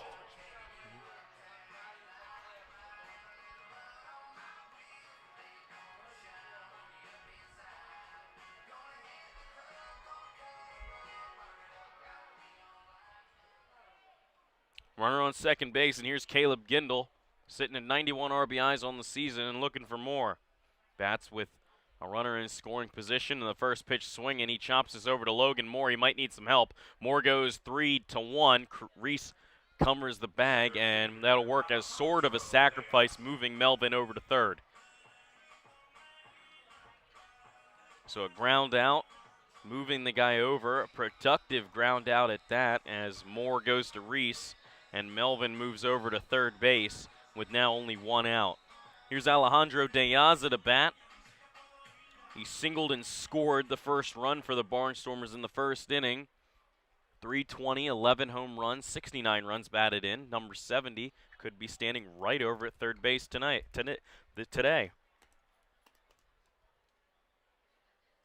First pitch to De Aza. He swings and he fouls it over. Niaporte is going to go look for it. He tracks it and catches it. So 1 pitch out. De Aza goes down, frustrated in himself. First baseman Blake Galen. So man at third, and quickly the Barnstormers have 2 outs after a ground out and a pop fly out in foul territory to Niaporte. Here's Blake Galen, who's 1 for 2.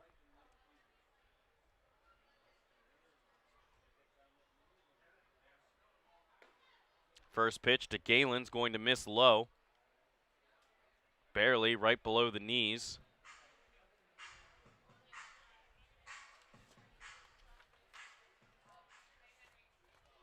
Galen 281, 18 home runs. He launched his other one the other night.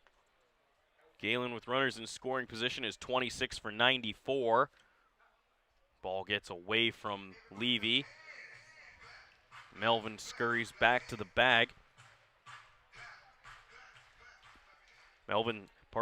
Blake Galen has 40 RBIs with runners in scoring position at 277 clip.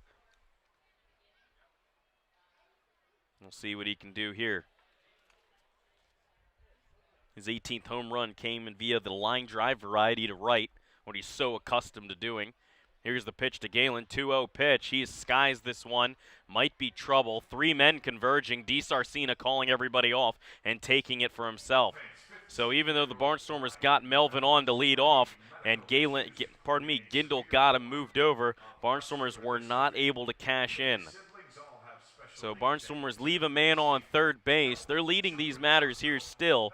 Barnstormers will be hitting the field now as we move on to the 6th inning of work here. Lady Gaga songs and his bearded dragon named Gary. We wish a lot of luck to Brian Yoder. Localflavor.com, local flavor. Localflavor.com, local flavor. Excuse me, are you saying localflavor.com? Oh, yeah, it's where I save big bucks on all kinds of things. Home improvement projects, dining out, family fun, electronics, jewelry, clothing. I even bought my wife a fancy spa package for half price. Half price? Yep, you know all the deals you find in Clipper Magazine. I love Clipper Magazine. Well, they're all on localflavor.com too. And you can get them right on your phone thanks to localflavor.com's mobile app. Here, take a look. Well, this app is amazing. Look at all these restaurants, amusement parks, car washes, fitness centers. This is worth sharing about. Exactly. Localflavor.com online, the Local Flavor mobile app, and Clipper Magazine together. It's like a triple play. Do the cheer again. I'm in. Localflavor.com, local flavor. Come on, everybody! Localflavor.com, local flavor. Localflavor.com, local flavor.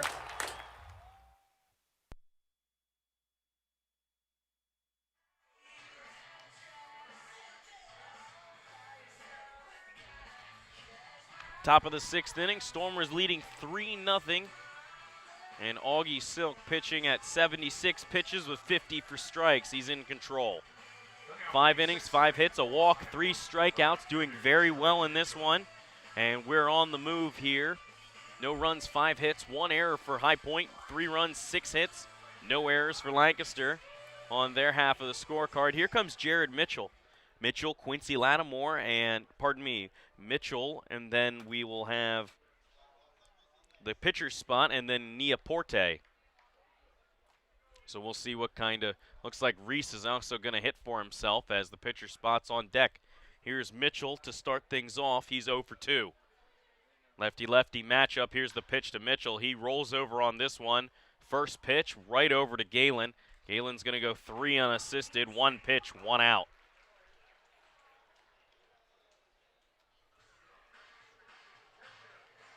Here's the pitcher, Reese Carlewis. Now batting the pitcher, Reese Carolus. Reese will get his hacks as he will be eating up some innings for High Point. They do have a man throwing in their bullpen right now, though. Reese swings at the first pitch aggressively and misses. So he's going to get his hacks nonetheless. 1 man out, and Augie has the pitcher spot to work with. On deck is Quincy Neaporte. Swung on and dribbled out front. It might be going back to fair, but looks like it'll ride over toward the grass in foul territory. Nobody rushed over to make sure. They just wanted to let it happen. And thankfully, it went foul and stayed foul. This is Reese's first at bat, first plate appearance of the season. He's been doing well, eating the middle innings up for High Point. 2 innings, a hit, 2 strikeouts. And he will be obviously coming out for the third, I can assume. Here's the pitch, swung on, fouled back. Back-to-back foul balls as Reese has no intentions of simply rolling over.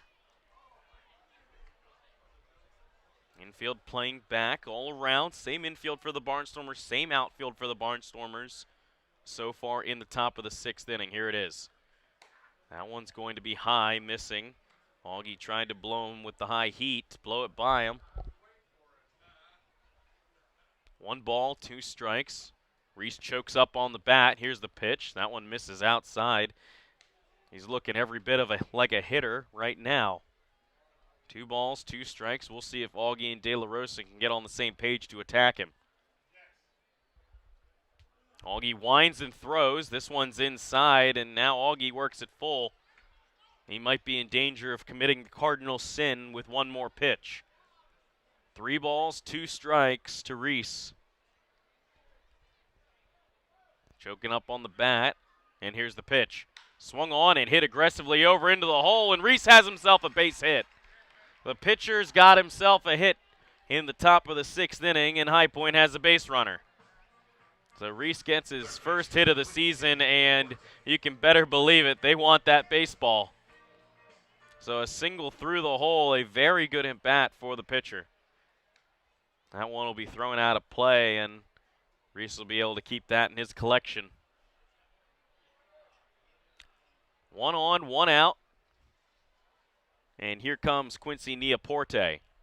Let's see if Augie can twirl the good old double play ball here. Here's the first pitch to Quincy. That one's going to miss wide. No, pardon me, catches the corner. Was moving outside, but it just caught a little bit of the black, called for strike 1.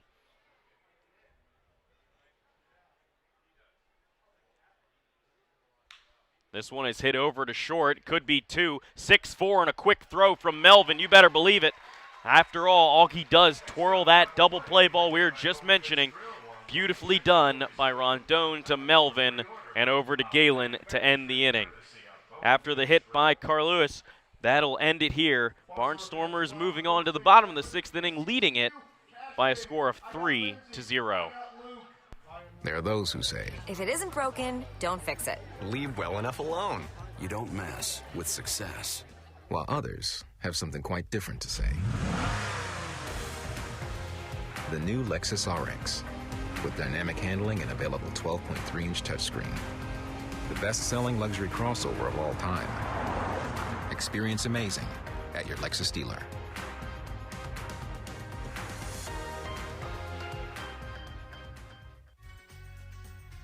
We are finally back enjoying Barnstormers baseball. I'm Adam Gocknauer from Gocknauer Appliances and thrilled to be sponsoring Barnstormers baseball yet again.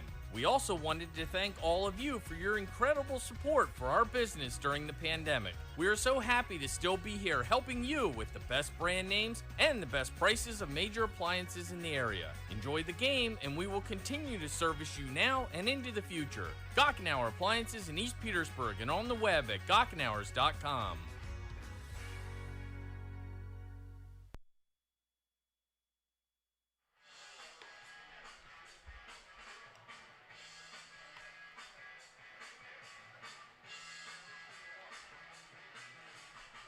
Yet another change for the Lancaster Barnstormers, moving on as, change against the Lancaster Barnstormers. This one for High Point. Ryan Chafee is coming in to pitch for the High Point Rockers in this one.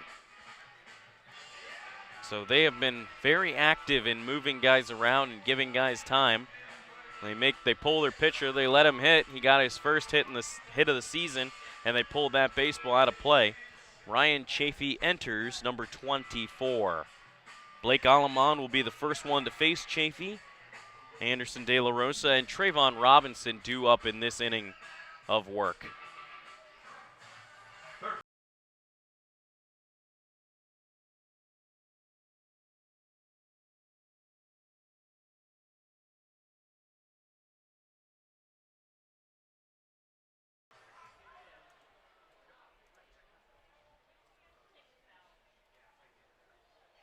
First pitch from Chafee is going to miss low and inside to Blake. Blake, the third baseman, is 0 for 1. He was hit in the first inning. That was an odd at bat all around.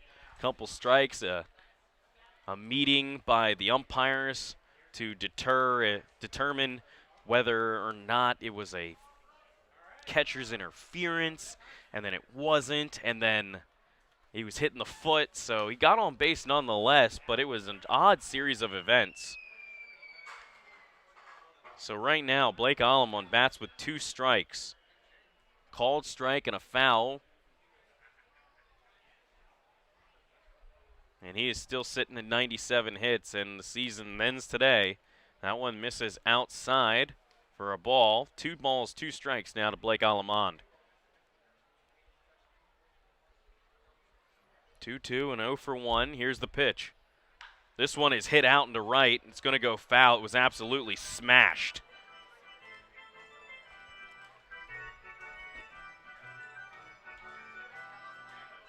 Would have loved to have seen that one fair. Barnstormers have an arm warming up in the pen. as Augie's day, afternoon, and such may be coming to an end. On deck, De La Rosa, here's the pitch. 2-2 offering from Chafee. He's going to miss wide for a ball at 89 miles an hour.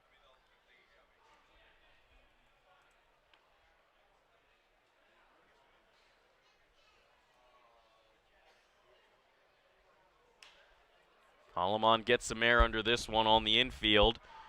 Infield converging, and second baseman Blakeney is going to run over and grab it. So one man down in the inning for the Barnstormers, and here comes the catcher, Anderson De La Rosa.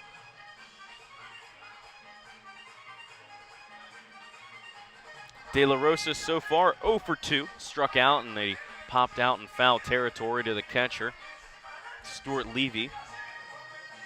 So pop out to second base to lead off, and De La Rosa will be in charge of starting things. 258, 4 home runs, 49 runs batted in for De La Rosa on this season. Chafee deals, first pitch, missing high.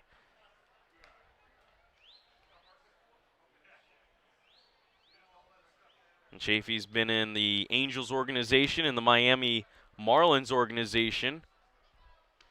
Here's the pitch, swung on and fouled deep by Anderson De La Rosa over toward Kids Park. He was with Southern Maryland in 2019, and this is his first action since then at High Point. 3-1 in 49 innings, 64 strikeouts, an ERA just north of 6. Here's the pitch from Chafee to De La. De La swings at this one, and it just gets over the netting. Foul ball. Beautiful catch by a fan holding the child. Beautiful catch at all, man. Holding the child in his lap and catches it. This one is swung on by De La Rosa. It's hit out to center field. Jay Gonzalez camps underneath it, and he will make the catch. So back-to-back good catches, the better one being the parent holding the child, catching it off the screens of the suite level.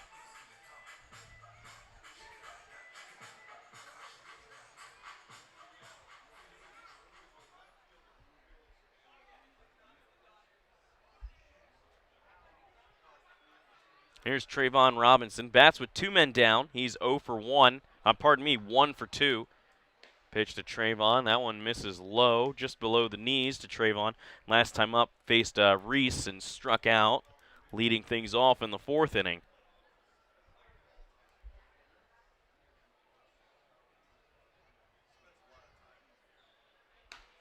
Next pitch is missing outside to Trayvon. Trayvon bats 2-0, 235, 8 home runs, 46 RBIs.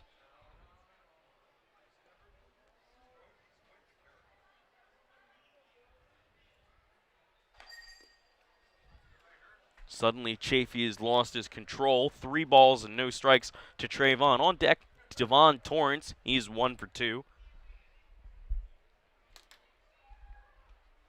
Here's the pitch to Trayvon. He works the walk on 4 straight. So after getting the first 2 men down, Chafee lost his control, and a walk is awarded to Trayvon Robinson.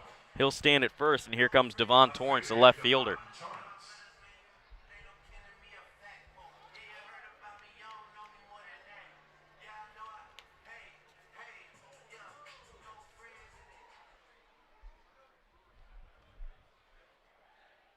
Stem went 3 innings. Carlos went 2. So far, 2/3. For Ryan Chafee, first pitch after 4 straight balls is fouled off for strike 1. Torrance singled, came all the way around, scored on that throw that was high from Johnny Field in the 2nd inning to get the Barnstormers' 3rd run of the game. That one also is going to miss just a little bit high, as count now is 1 ball and a strike. Chafee's breaking pitch was floated way too high. Torrance still without a home run this season. Would love to get into one here. Here's the pitch to Torrance. That one's going to miss the outside corner barely, as Chafee is missing by a hair in 2 different places. 2 balls, 1 strike. Trayvon over at first base.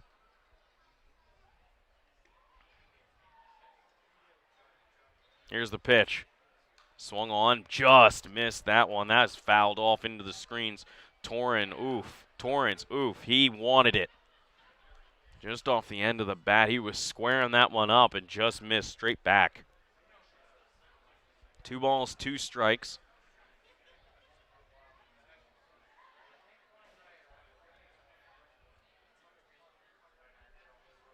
Two, and Trayvon's got a modest lead being held on.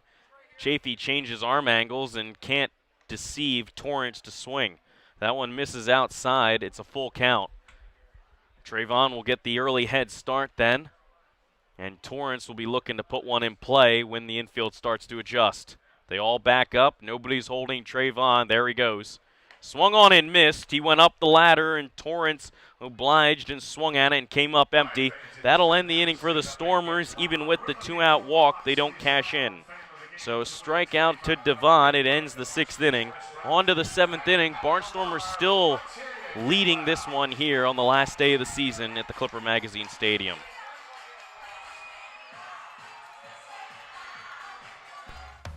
When everyone has a different craving, Wegmans Meals to Go has it all. All right now, all in one delivery. Pizza with the kids' favorite toppings. A delicious sub made the way you love. Fresh sushi for the whole group, and so much more. It's how busy people get busy eating the meals they love. Order on the Meals to Go app or at mealstogo.com to make everyone happy. Wegmans Meals to Go. All your favorite meals, all in one delivery. At Clipper Magazine Stadium, we have hot dogs and popcorn, peanuts, soda, and nachos. But what if, say, you are only 3 months old and mom wants to have a night out and watch the Barnstormers? Well, thanks to May Grant Obstetrics and Gynecology, the littlest of Stormer fans now have a place to go for dinner during the game. Tots can take mom to the Little Sluggers dugout behind Section 13 at the stadium for a comfortable private feeding experience. A brightly painted room with comfortable furniture and TVs tuned to the game, it is the perfect spot for baby and mom during a night at the ballpark. There have been a lot of bumps in the road for Augie Silk this season.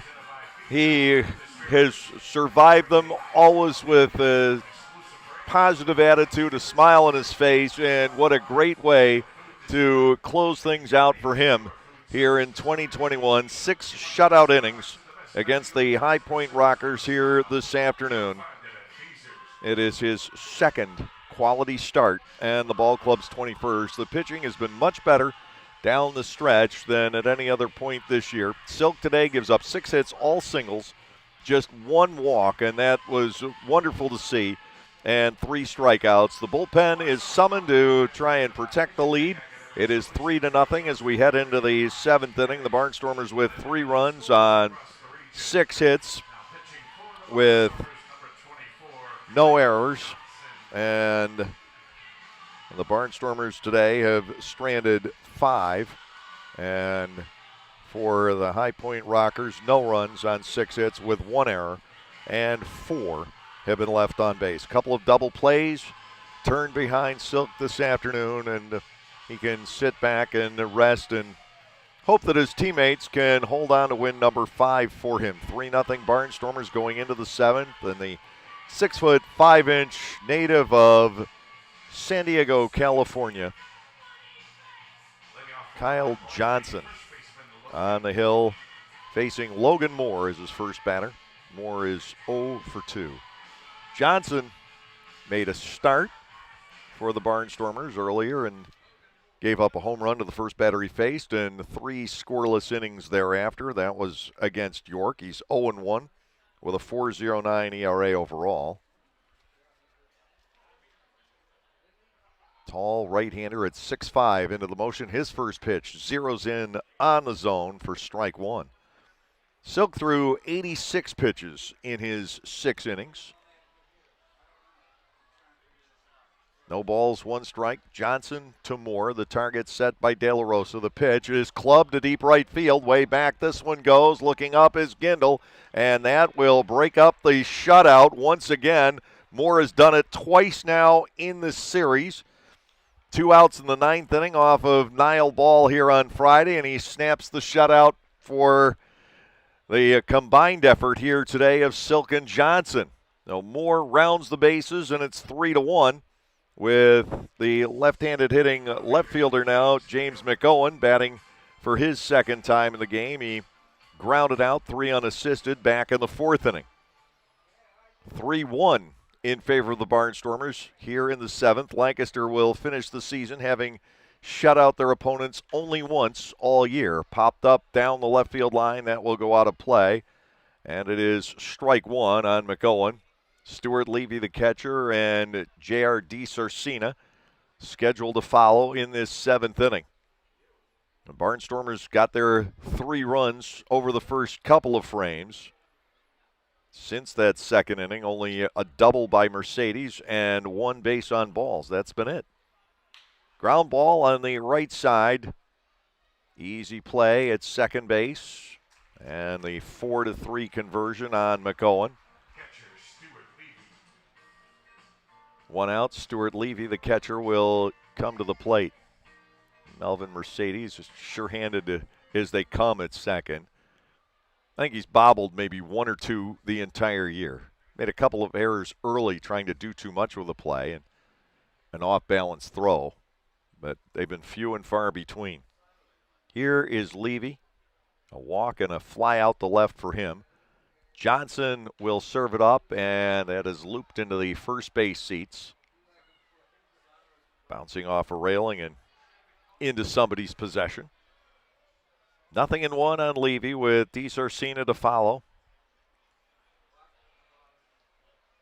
Typically, this time of year, I run through a list of folks to thank, but I think that list has just grown too long.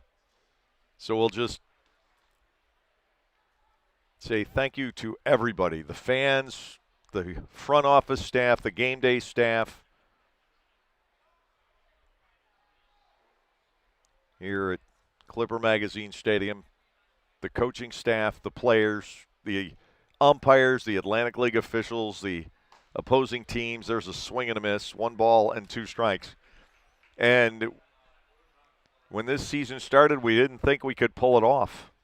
But here we are, game 119. Couple of weather interruptions, and fortunately, we were never interrupted. The entire league not interrupted by COVID this summer. What a great thing it has been to be able to avoid that issue. Chopper foul, and the count will continue at 1 ball and 2 strikes. And the funny part of the whole thing, there were actually a couple of mild viruses that passed through the Barnstormers clubhouse over the course of the year, and there were a couple of times we thought, here we go, and then all the tests came back negative. So just a mild cold or whatever. 1 ball and 2 strikes. That in a little bit too close. It pops out of the possession of De La Rosa. 2-2. And the fact that we got through this entire season without interruption has really been amazing. When you stop to think about where sports were last summer, last fall, and through the winter. Here's a 2-2 into the dirt. Levy facing Johnson at 3-2, and then you look at the society as a whole and this explosion of the Delta variant. We seem to be through the worst of that. Mask mandates put back in Maryland. You couldn't go anywhere without putting the mask back on. Swing and a miss at the fastball. Levy is gone on strikes. Johnson recovering from giving up the leadoff home run this inning. Now here is DiCercina, who's 2 for 2, a single to left and a single to center against Silk. 3-1 our score. The Barnstormers trying to finish off the 2021 season with a victory. Southern Maryland out to a big start against Lexington today. It's 6-0 through 3 innings, and Southern Maryland's got Darryl Thompson on the mound. It's not looking good for High Point. Fastball spins around DiCercina, 1 ball and nothing. York is leading Long Island 4-2 in the bottom half of the 4th as well. So it's definitely not looking good for the High Point Rockers. Ball 1 and no strikes. upstairs and a 2-0 count. And here with the Barnstormers, we can certainly relate to the position that the Rockers are in. It's never gone down to the final day. But High Point, with a record of 64-54 coming into this one, as there's a swing and a miss for a 2-1 count, is second overall in the league this season. Only the Long Island Ducks at 68-51 have had a better overall record. Swing and a miss at the Johnson fastball, make it 2-2 here with 2 outs and nobody on in the top of the 7th inning. The Barnstormers in 2013, third best overall record in the league. Didn't go to the playoffs. 2 teams under 500 did.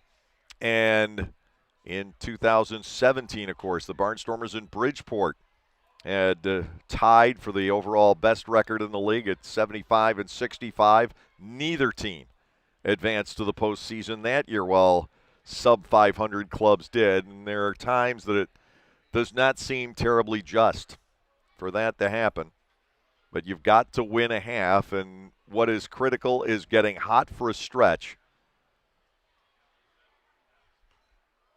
Long Island had a 12-game winning streak in the first half, put them over the top. Charleston has played brilliantly in the second half. And for Lexington in the first half, it was getting off to the 19-2 start at home. That put them over the top, and Southern Maryland has just been able to ride Darrell Thompson. You know you're going to win every 5th day, and that is a big boost. Swung on and missed. DeSarcina is gone. Johnson strikes out a pair here after the home run by Moore. 1 run, 1 hit, no errors, and nobody left on base. Time for the 7th inning stretch with the score, the Barnstormers 3 and the High Point Rockers 1. New to Clipper Magazine Stadium in 2021 is Otto's Hospitality. Otto's is totally committed to the fan experience, from quality to convenience to safety. And they are committed to Lancaster, using local food purveyors whenever possible. New menu items like homemade Brauhaus pretzels, Black Angus burgers, and Otto's meatballs are sure to make any Barnstormers game even more fun. Use self-ordering kiosks or your phone instead of waiting in the lines. That's Otto's Hospitality. The Lexus NX is crafted to take on the modern adventure called life. Alexa, what's the quickest route home? With Amazon Alexa compatibility and the advanced Lexus safety system, the Lexus NX is modern utility for the modern world, because modern obstacles require modern solutions. Experience amazing at your Lexus dealer. Amazon Alexa and all related logos are trademarks of Amazon.com Inc. or its affiliates. Not all Amazon Alexa functionality is available for in-vehicle use.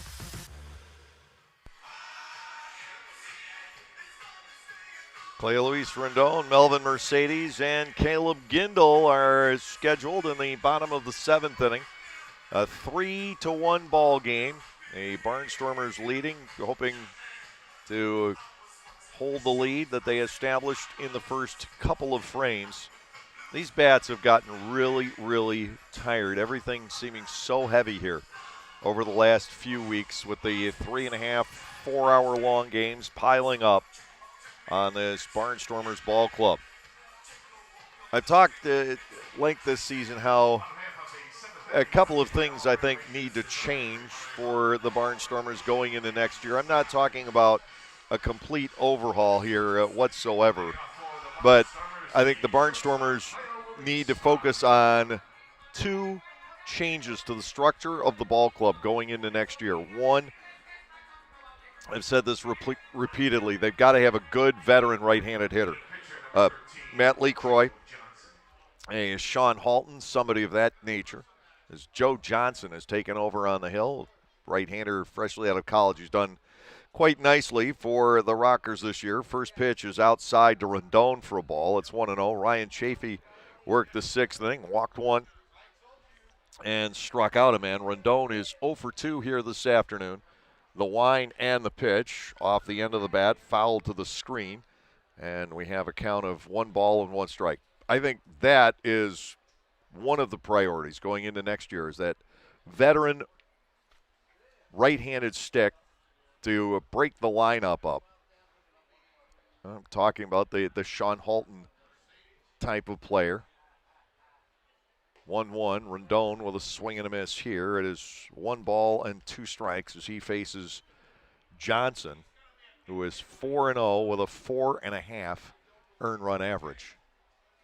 Nick Schumpert is on deck. Looks like he'll bat for Mercedes. Into the dirt, and it is 2 balls and 2 strikes. And I'm actually thinking that might have been Schumpert out there at the start of the inning, playing second base. It no longer looked like Melvin. It looked too tall. 2-2.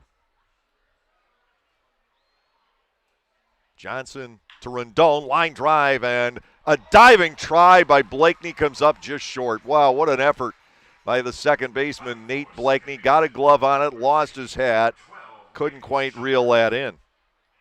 Nick Schumpert will come to the plate. Mercedes finishes the season over 300, and perhaps that is the explanation for his departure from this game, is a quick look at the stat sheet. Lancaster, meanwhile, has action down in the bullpen. Kyle Johnson working the 7th inning. If he is replaced, he will be granted a hold here today. Schumpert stands in. Nick at 205 with a home run. He's driven in 22. He's going to shorten to bunt and then see a ball headed straight for his Schnazzola. He has to get out of there. It's ball 1 and no strikes. Boy, I'm really dating myself with the term Schnazzola, going back to Jimmy Durante, the great Italian-American comedian of the 50s and 60s. 1 ball and no strikes. Schumpert batting behind Rendon, who's the runner at first. Nick takes the bunt off and looks at ball 2 below the knees from Johnson. 2 balls and nothing. Lancaster 3, High Point 1, 7th inning. Hits are even at 7 apiece. The Barnstormers looking to stretch that lead out a little bit more. Schumpert with a swing and a miss, and it is now 2 balls and 1 strike. Lexington does have a couple of runs on the board, so it's 6-2 in the 4th inning now. York leading Long Island 4-3 in the top half of the 5th, so a little bit more hope for High Point. Just off the inside corner, and Schumpert with a significant edge here. 3 balls and 1 strike.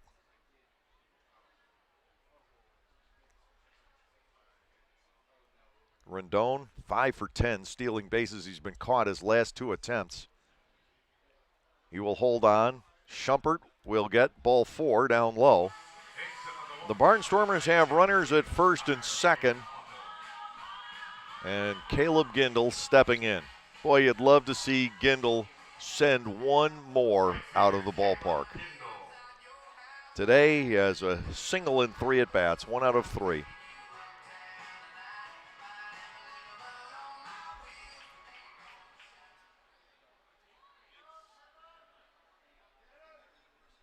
.34 on the campaign.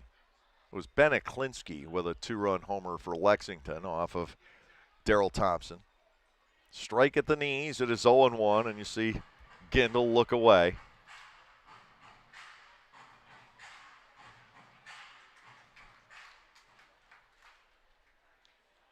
Infield set up, double play depth. The Barnstormers with Rendon at second, Schumpert at first. Johnson works nothing in 1. Gindel pulls a slow ground ball to second. It'll be fired to second base for 1. Blakeney to DiSarcina. That's all they'll get. 4-6 on the force out. Schumpert is retired, and Alejandro De Aza will step to the plate. Once again, the Barnstormers having a rough time with runners in scoring position. They are 0 for 6 on the day. Blake Galen doubled home a runner from first base in the 1st inning. Mercedes had a sacrifice fly in the 2nd, and the 3rd run scored on an error. Men are at the corners for De Aza. He is 1 for 3 in today's ball game.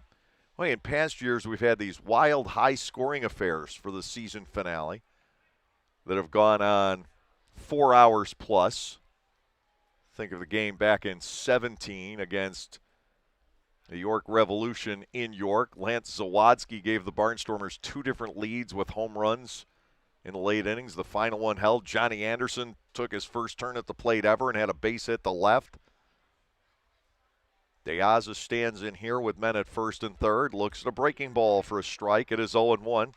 Blake Galen, the Barnstormer first baseman, waiting on deck. Action continuing in the Lancaster bullpen. Looks like Johnson will come out after his 1 inning of work.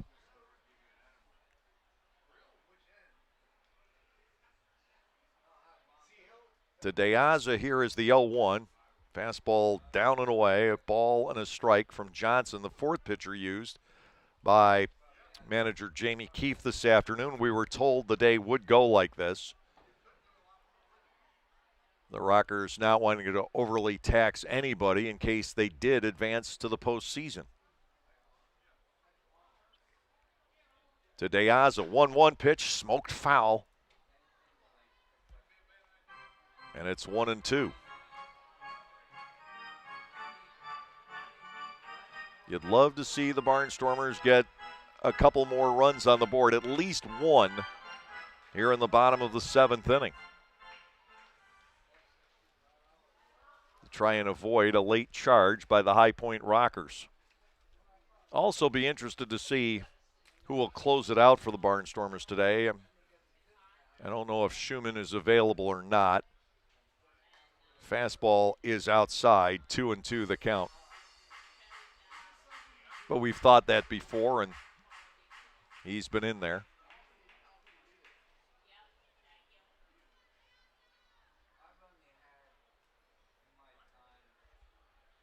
Two balls, 2 strikes to De Aza, trying to get Rendon home from third. Gindel trails him at first. From the set, Johnson to the plate, and De Aza pushes a foul off to the left. Alejandro certainly has gotten his money's worth out of today. If by that you're talking about amount of time in the batter's box and amount of pitches seen, as just the 1 hit to show for it. And he was battling stem forever back in the 2nd inning before finally striking out on a 3-2 pitch. 2-2 here against Joe Johnson with runners at the corners. The motion and the offering is popped up into foul ground. Giving up on it quickly is Nieporte. And we will stay at 2 balls and 2 strikes.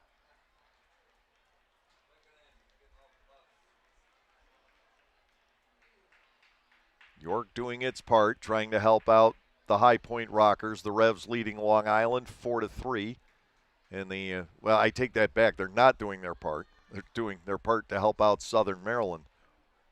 Long Island needs to win, and Southern Maryland needs to lose. You'd think I'd keep that straight by now. 2-2. Ball 3, missing outside. Alejandro, a full count.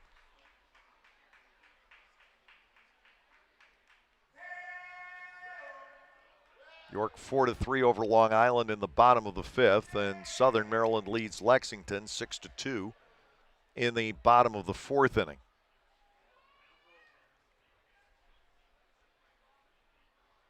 (3-2). Gindel takes off. The pitch is lined and a base hit into right center field. Collecting it out there is Mitchell. Gindel will wheel around to third as Rendon scores. De Aza drives in his 70th, which sounds better than 69. RBI base hit for Alejandro De Aza. Runners once again are at the corners, and the batter is Blake Galen. Galen doubled in the first run of the day. He is 1 for 3 total. 4-1 Lancaster in the bottom half of the 7th inning. Lancaster able to increase the lead. The set and a Galen. A fastball runs outside for ball 1. It's 1-0. You don't know if High Point is keeping the scoreboard from its ball club today or not. It really means nothing what they do. Galen with a swing and a fly ball to shallow right field. The second baseman, Blakeney, goes back in front of Mitchell to make the catch. The runner is tagging, and coming home to score is Gindel, and then the throw back to second base on De Aza ends up in center. Caleb Gindel tagged and came home from third on a pop-up 10 feet behind the infield. And the throw by Blakeney was high to the plate. So it's 5-1.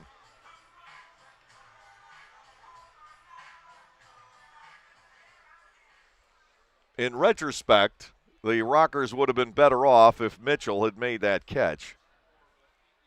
So there will be an error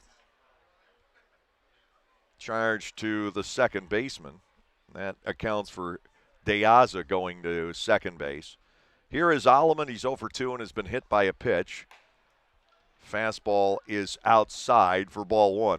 I couldn't believe it for a split second when I saw Gindel tagging and coming home on that.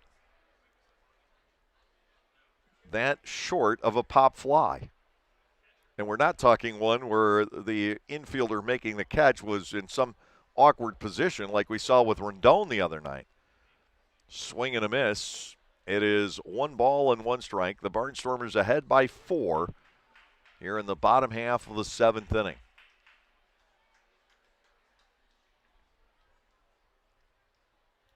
1-1.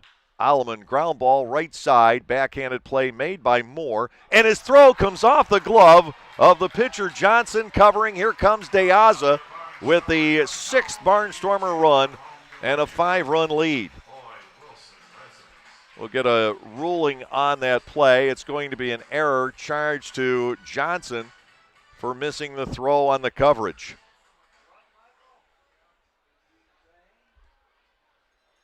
So 2 out of the 3 runs, well, 2 out of the 3 runs are earned this inning. That run unearned on a number of counts. And here is De La Rosa, who is 0 for 3. 2 errors by the Rockers as perhaps they got word of the plight they are in, with Southern Maryland leading 6-2 in the 4th inning and Darrell Thompson on the hill for the Blue Crabs. It's not an enviable position when you need Southern Maryland to lose the game.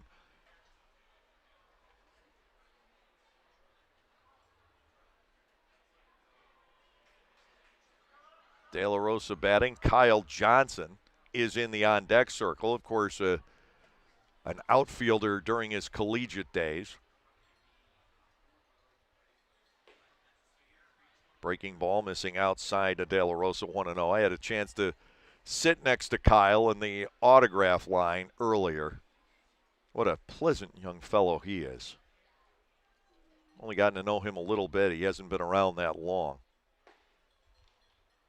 Ball 2 is outside, 2-0. But let's put it this way. He's the kind of guy you like sitting next to in an autograph line. He was so kind to the fans. I was between him and Robert Rosato, and Robert and I have become good friends over the course of the year, and he's got such a great personality. Swing and a miss by De La Rosa. It's 2-1. We haven't seen him play in a game. He's been active for a couple of stretches. He's never gotten in. But he has been a big part of this ball club. 2-1. Ball 3 is inside to Anderson. Alleman, the runner at first base here in the 7th inning. Congratulations. Take it to the Fan Service Center.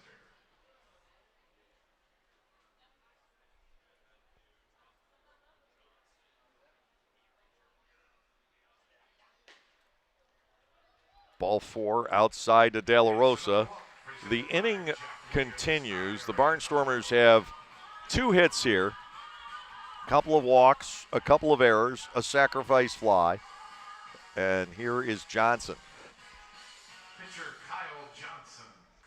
Trayvon Robinson had been 1 for 2 with a walk as the DH here today. Johnson stepping in against Johnson.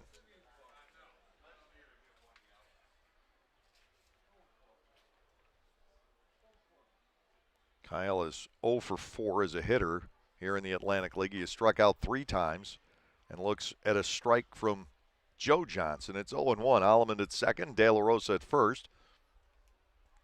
And Kyle and Joe Johnson both conceivably two-way players. The Barnstormers could use Kyle in the outfield if need be. Breaking ball is swung on and missed. It's 0-2. But apparently over the last few years of inactivity batting, some of those skills have waned a little bit for Kyle. Not for Ben Wanger because he was more recent. 0-2. Kyle lets it go. It's ball one off the outside corner.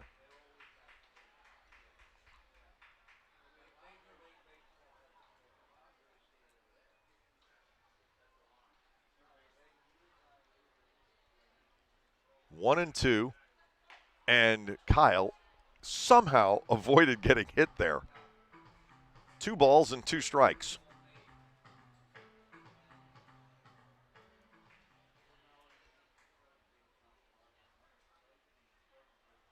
Devon Torrance waiting on deck. Kyle Johnson, the 8th man to bat against Joe Johnson this inning. It's been an odd one. 2-2 pitch.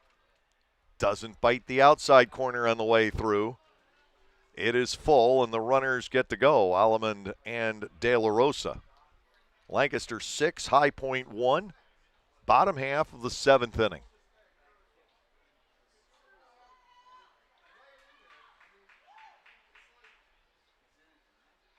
Here's the payoff, and it's fouled. Oh, we'll do it all again. It's been a 35-pitch half inning for Joe Johnson.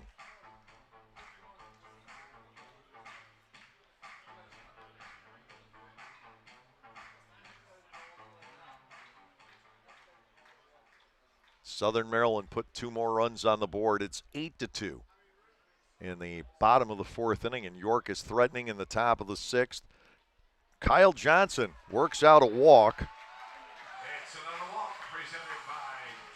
Joe Johnson has given up 3. Devon Torrance to the plate with the bases loaded, 2 outs.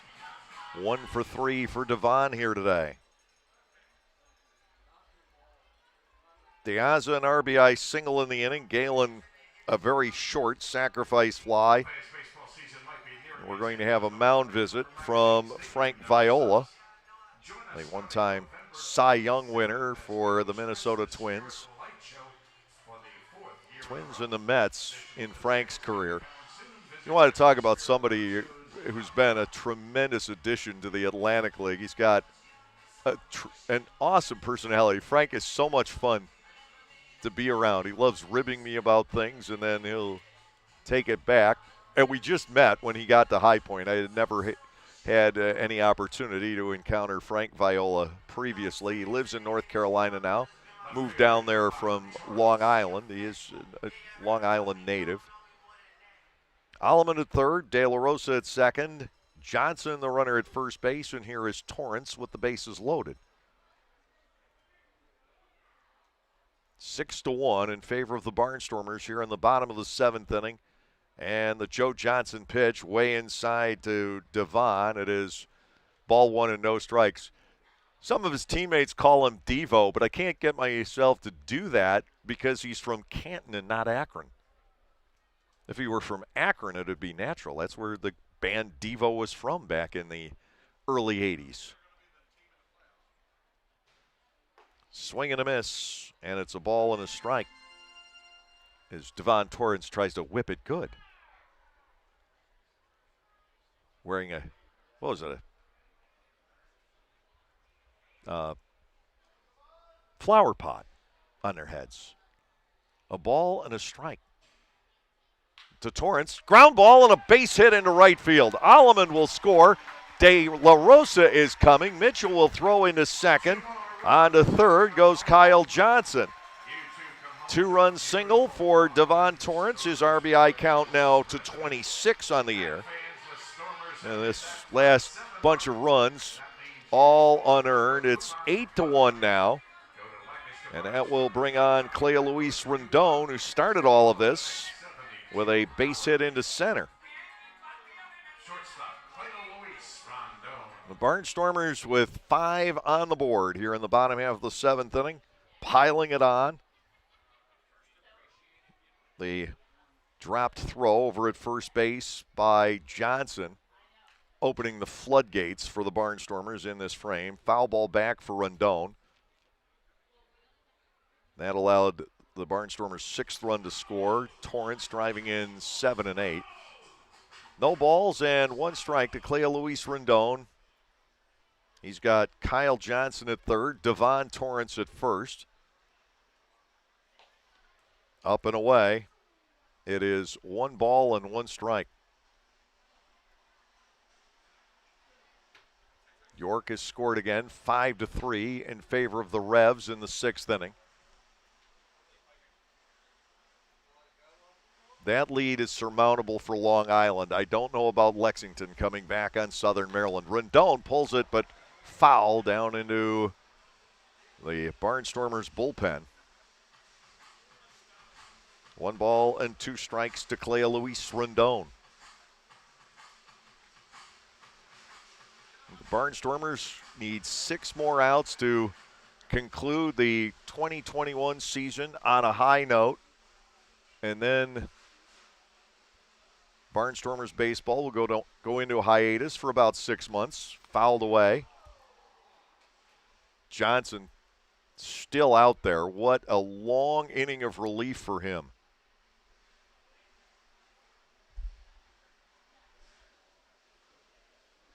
I have 43 pitches, and that matches.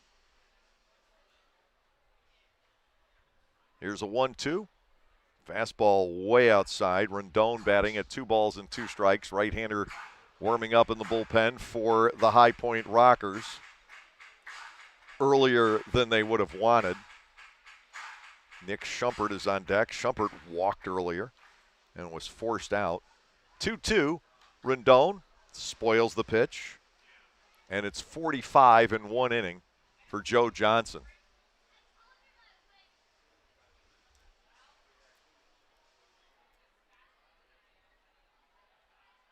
Coming into this bottom of the 7th, we had a legitimate shot at our fastest 9-inning game of the year. I don't know if we'll get there now. To Rendon, 2-2 pitch. He fouls another one off. The runner at third is Kyle Johnson, and the runner at first base, Devon Torrance. Donald Goodson was warming up in the bullpen. I think that's who that was down there. There was a lot of obstruction. And another foul ball for Rendon. 2 balls, 2 strikes. Everybody here today got a poster and a foul ball from Clea Luis Rendon, apparently. I mean, that's the way this at-bat has gone. 2-2.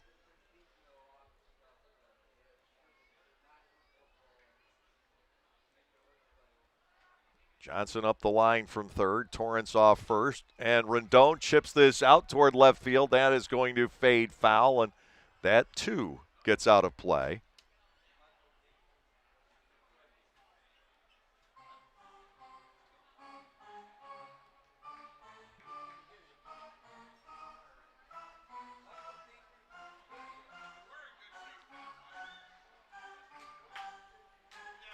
This is either the 9th or 10th pitch of the current at bat.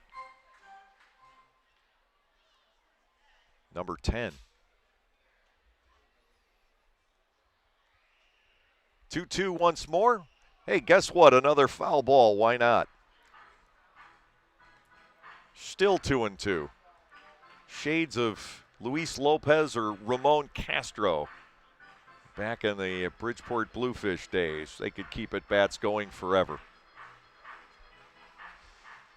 That's why our games against Bridgeport always took so long. 2-2. Rendon with a bouncer to the shortstop. It will be DiCercina to Blakeney for the final out. The force out 6-4, but the Barnstormers pick up 5 runs in the inning on 3 hits, 2 errors, and 2 runners left on base. It took about 50 pitches to get through that half an inning. We'll go to the 8th. It's now the Barnstormers 8 and the High Point Rockers 1. 72 years and 4 generations and still going strong. We are Gockenauer Appliances in East Petersburg. and we want to be your appliance store now and into the future. We sell all the best brand names of appliances at the very best prices. We also deliver, install, and service what we sell. Shop local and with your 4th-generation hometown appliance store. Come to Gockenauer Appliances and see what a great appliance purchase experience is all about. You can even shop from home now at gockenauers.com. Thanks for your support. You can enjoy a night at the ballpark and help out the United Way of Lancaster County. All you have to do is spend 3 hours as an usher during a Barnstormers home game, and the ball club will donate $20 in your name to the United Way program of your choice. Be a friendly face, have fun, and raise money for your favorite local charity. To sign up, go to the LancasterBarnstormers.com website and head to the community link, and we'll see you at the ballpark. Tyler Laporte is the new pitcher for the Lancaster Barnstormers. How could I think it was Donald Goodson? I don't know. Laporte, hard-throwing right-hander, 0-1 with a 6.88 earned run average. His 21st appearance of the year. 23 hits, 13 earned runs in 17 innings. He's walked 8 and struck out 12, and boy, can he put up some healthy numbers on the radar gun. Kyle Johnson worked the 7th inning. He gave up 1 hit, and that was the home run leading off by Logan Moore, the only base runner he allowed. He struck out 2. Now we get to the top of the 8th inning, and I think High Point finally, where he has the attitude of finally. Barnstormers at the plate in the bottom half of the 7th for a very long time.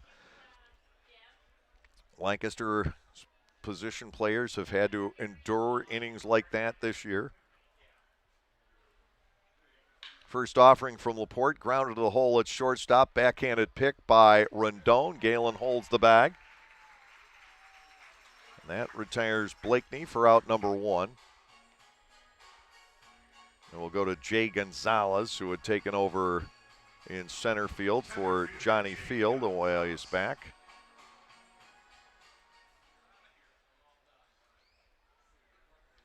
One out, nobody on base in the top half of the 8th inning. Barnstormers leading this one 8-1 through 7. Looks like it's going to be the 5th win of the season for Augie Silk, unless something dramatically changes. Laporte works to Gonzalez, and Tyler delivers a strike. It is 0-1.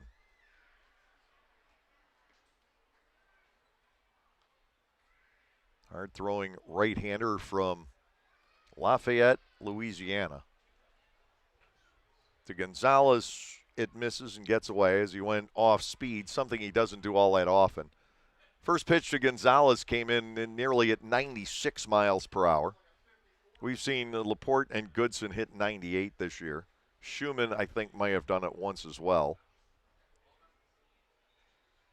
1 ball, 1 strike. There's the hesitation in the midst of the windup. Fastball missing. 2-1. Laporte has learned that he can't do that with runners on base. He was charged with a couple of key balks earlier in his stay with the Barnstormers. 2-1. Now to Jay Gonzalez.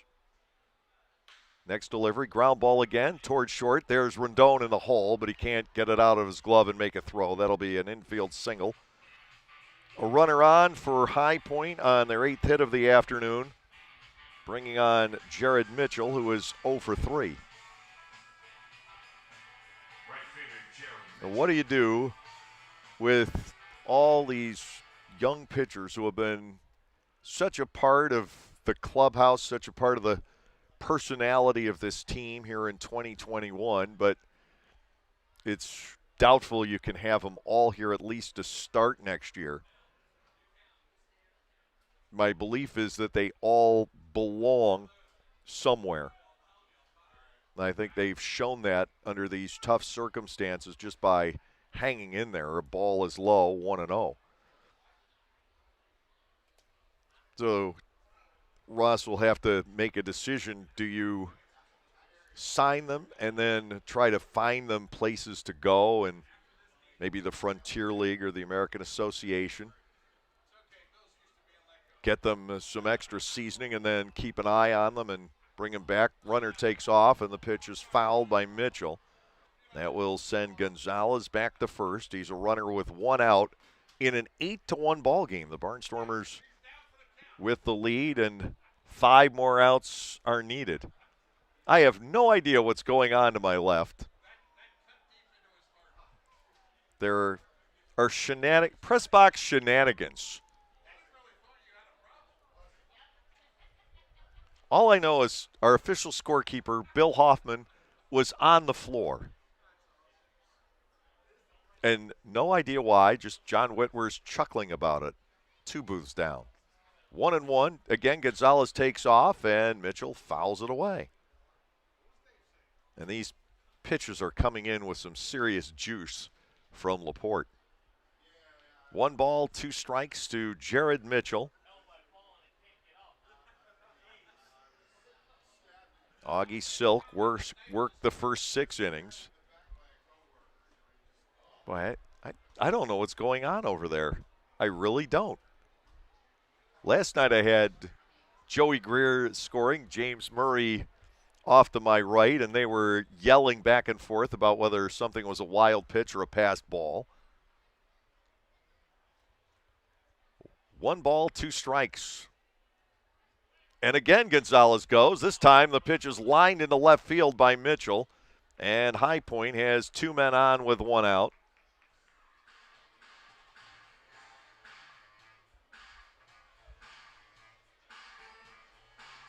That will bring on Michael Galino as a pinch hitter. Reese Carolus singled the last time through the lineup. That's first and second with 1 out. Johnson could have taken his own turn, much like Kyle Johnson did. And Kyle picked up a walk.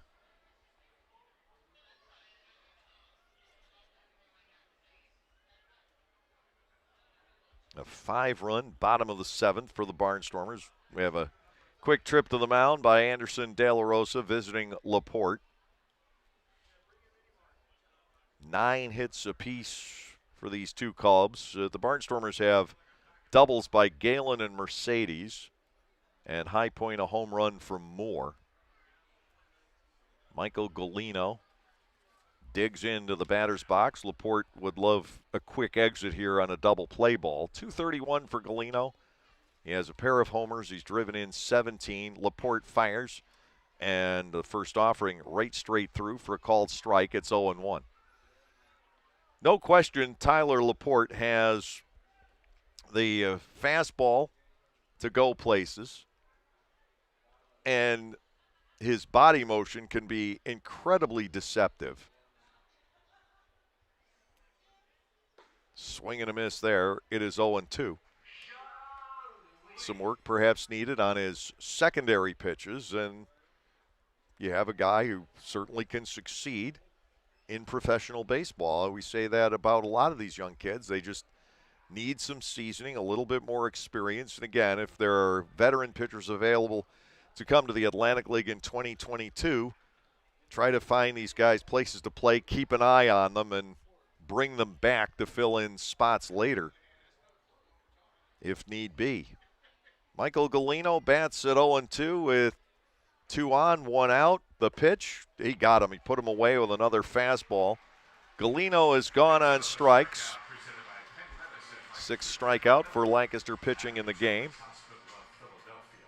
And this will be the third baseman, Neaporte, now. He's hitless in 3 tries. 2 foul pop-ups to Galen, and then the last time he came through, he grounded into a 6-4-3 double play, finishing off the afternoon for Augie Silk. 2 outs and 2 on. The Barnstormers need 4 more outs to finish off the afternoon. Strike taken by Neaporte. It is 0-1.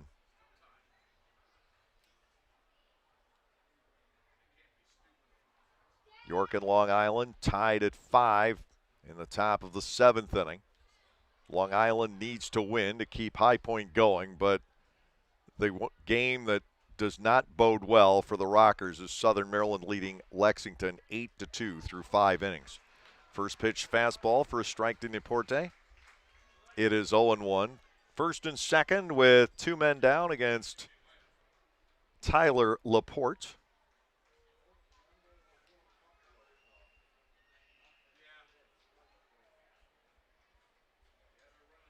Oh and 2.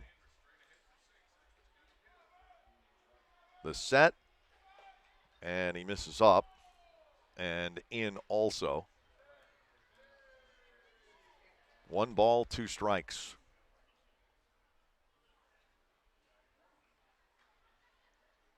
Charleston and Gastonia coming up later. Caleb Gindel will get a chance in the bottom of the 8th inning. He has not homered since Tuesday night. Early in that game, he's had a fair share of base hits on this homestand. 1-2. Ball 2 is low. De La Rosa with a quick throw in behind the lead runner, Gonzalez. Rendon thought he got the tag on before the leg got back down, but Brian DeBrouwer thought otherwise. Rendon was hustling off the field.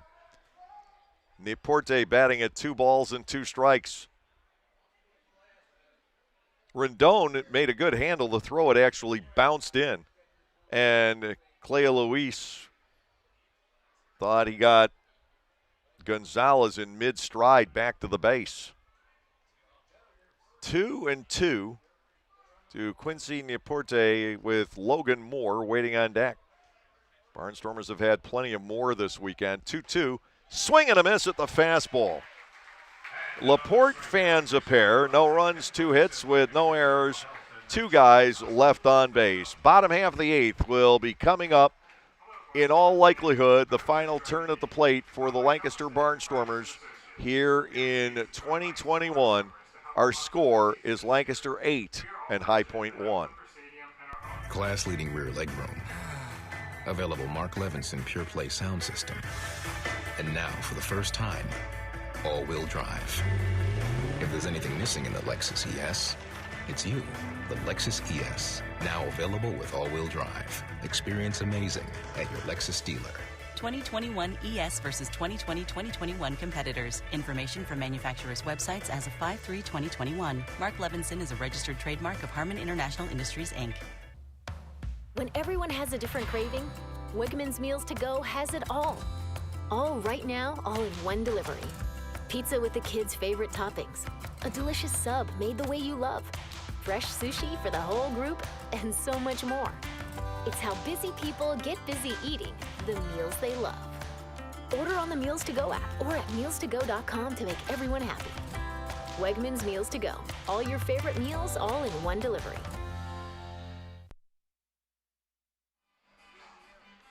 Huáscar Brazoban will work the bottom half of the 8th inning. Schumpert, Gindel, and Deaza scheduled for the Barnstormers. Brazoban, a Barnstormer in 2018. Ross signed him again in 2019, and no matter what we did, we couldn't get Huáscar his work visa to get him into the country. I think it was finally confirmed, verified, accepted, allowed, granted. Pick your verb. With about 3 days left in the season. And we finally had a chance to get Huáscar in, but by then it was too late. Wouldn't have been worth it, not in 2019 the way that season went. If the Barnstormers had been headed for the playoffs, I definitely think it would have been worth it. And now he was traded. His rights, along with Michael Martinez's, were traded to the Rockers for 2021. Second time we've seen Brazzi in the series. He threw an inning on Friday night. Gave up a base hit and 2 walks. He got the 3 outs in the 6th. He came in with the bases loaded and nobody out in that inning. Action in the Barnstormers bullpen. Right-hander is throwing there. Here is Shumpert. He walked back in the 7th in his one plate appearance today. Getting the opportunity to play second this afternoon. I don't know if the batting average was the reason that Mercedes was shut down, but it might have been. It happened with Lloyd Turner the final day of the season back in 2008. He was pulled so he could finish the year batting .300. One strike to Shumpert from Brazoban, the 6'3" right-hander, and I think that's actually underestimating his actual height. He deals a second strike. It's 0-2. And speaking of players who can light up the radar gun. Next offering, Shumpert goes down on 3 pitches. Brazoban with the strikeout. Now it's Gindel. 1 for 4 with a run scored for Caleb here today. And what does the future hold for him? I can't see him out of the game of baseball. That is for sure. Does he feel he has another season playing in him? That is.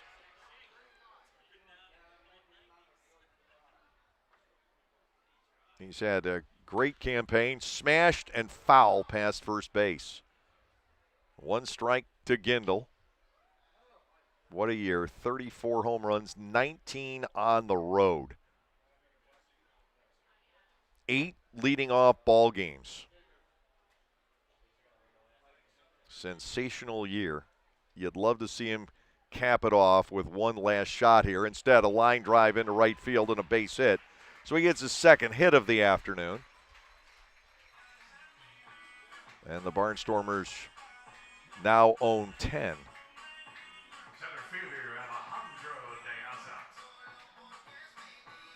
28-31 the crowd today. Here's De Aza. He has a couple of base hits.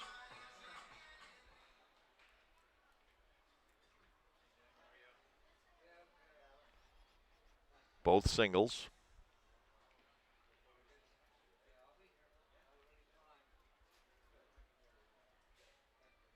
De Aza awaiting the pitch. Brazoban sends it home, and it's a slider to the inside edge for a strike called. 0-1. Blake Galen on deck. Does he have one last Barnstormers blast in him here this year? An 18-homer, 72-run batted in season for Galen. De Aza taps it foul. 0-2. That gives Blake 436 Barnstormers runs batted in. He's in the league top 10 in history in homers and just short in runs batted in. He is just shy.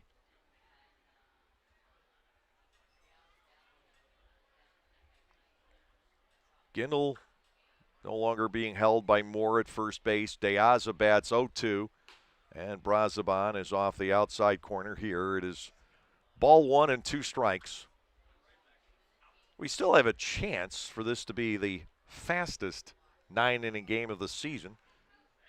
Previously, that was a day game against the High Point Rockers back in July at 2 hours, 47 minutes. De Aza bats 1-2. Brazoban delivers, and that ball is sent toward the gap in right center field. It is down and bouncing all the way to the fence. Gindel is going to be waved around. There will be a throw to the plate. That is not in time to get Caleb, and De Aza has an RBI double, making it a 9-1 ball game, and Blake Galen will be stepping in. First baseman Blake Galen. 2 runs batted in for De Aza today, and 2 runs scored for Caleb Gindel. And the season may end with Gindel leading the league in runs scored, as well as things like total bases. We don't know about extra base hits yet. Saleh could catch him there and pass him in the home run category. Galen stands in. He's knocked in 2 today. He will look at a Brazoban fastball for a called strike. It is 0-1. Well, the Barnstormers with the cushion at 9-1 here in the bottom half of the 8th inning.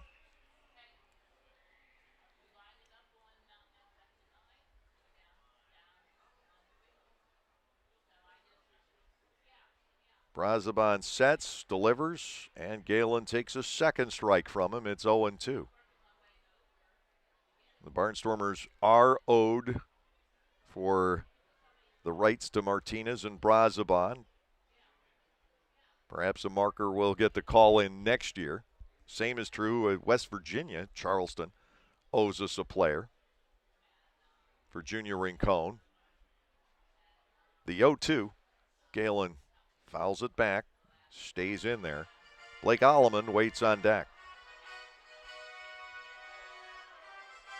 Well, it certainly looks like the Barnstormers will finish this campaign at 56-63, barring an utter collapse in the top half of the ninth inning.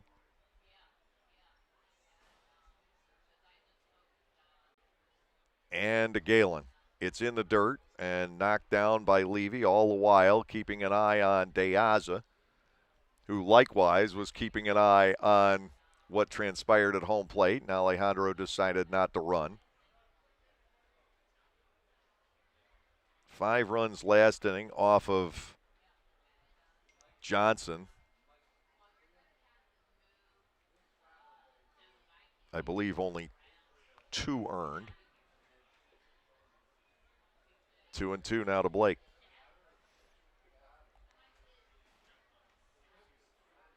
What a career Galen has had in Lancaster. It was a pleasant surprise when I found out we were getting him this season. He was not here in 2019. Part of the Northern Division Championship team in 14, the league championship team in 15. 2 balls, 2 strikes. He pulls a grounder foul and stays in against Brazoban. Another long at bat today, and now we can forget the fastest game of the year happening.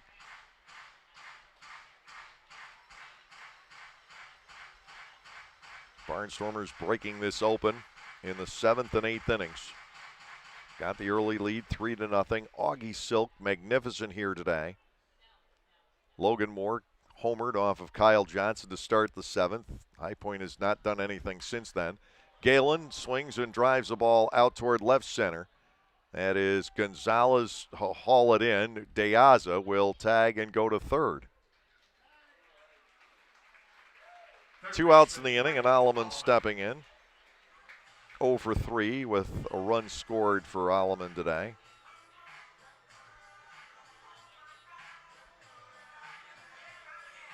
Last time he reached on an error, Moore and Joe Johnson misfiring on a feed to first base.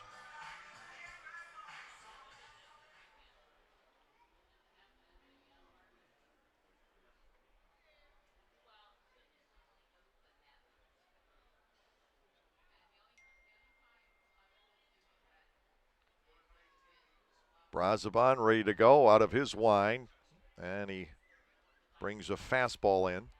It is 0-1.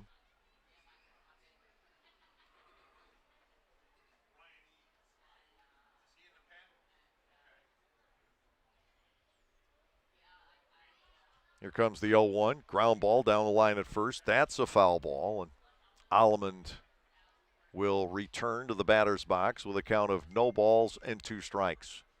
A 51-pitch inning for Joe Johnson in the 7th, and that's ultimately what determined this game. 0-2. Diaz up the line from third. Brazoban up and away with a fastball. It's 1-2. He is topped out at 96.5.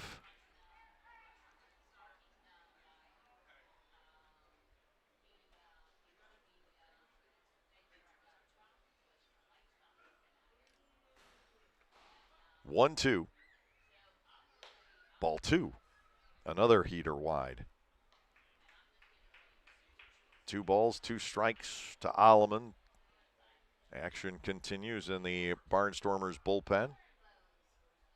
Silk will be the winner, again, barring an unmitigated disaster. Here's a 2-2 offering, and that's clubbed foul into the first base seats. Well, the Barnstormers have been up there through a lot of pitches here today.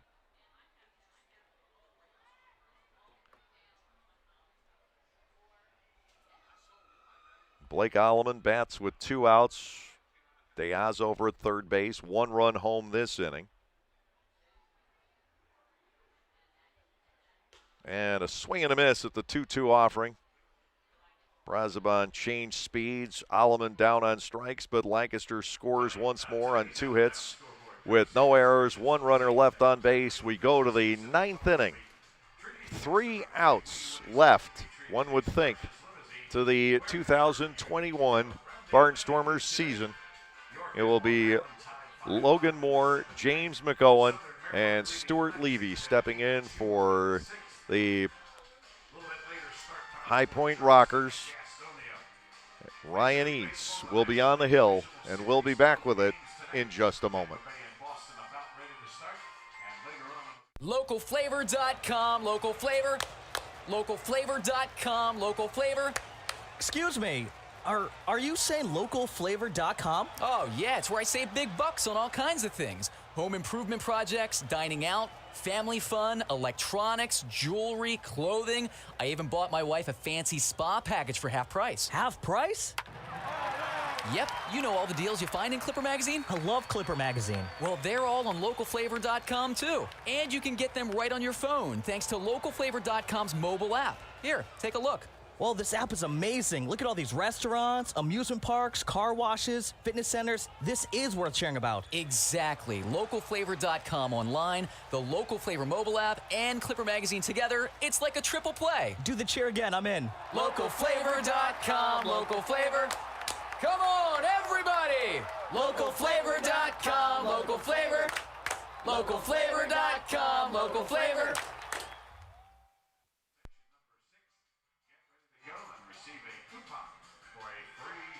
Well, here we go. The final 3 outs, one would have to believe, in 2021 with the Barnstormers ahead 9-1 here in the top half of the 9th. Ryan Eads gets the call to finish off the season.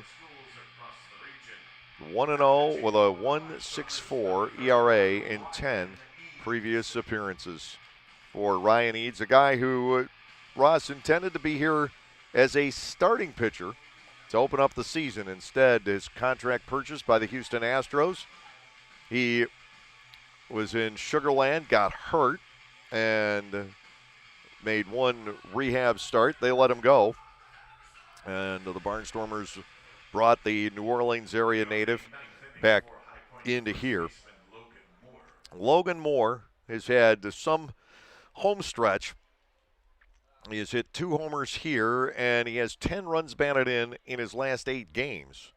Facing Eads to open up the 9th inning. High Point's playoff chances are not in good shape. A Southern Maryland win knocks them out.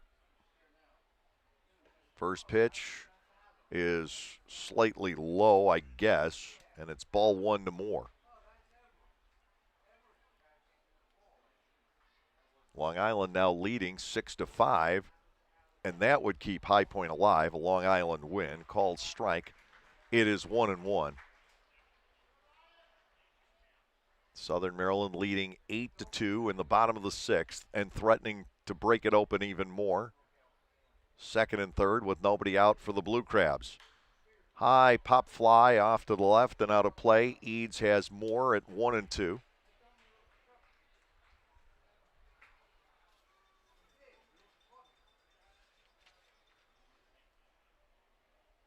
Eads, with his experience, short amount of time in the major leagues, certainly somebody that Ross will look at bringing back for next season. 1-2. Fouled, or actually a complete swing and a miss. The ball got away from De La Rosa, but he'll pump it down to first for the out. Eads strikes out Moore, 1 away. The initial reaction to that, it looked like a foul tip, but it wasn't. He never made contact. James McOwen to the plate, 0 for 2 on the day.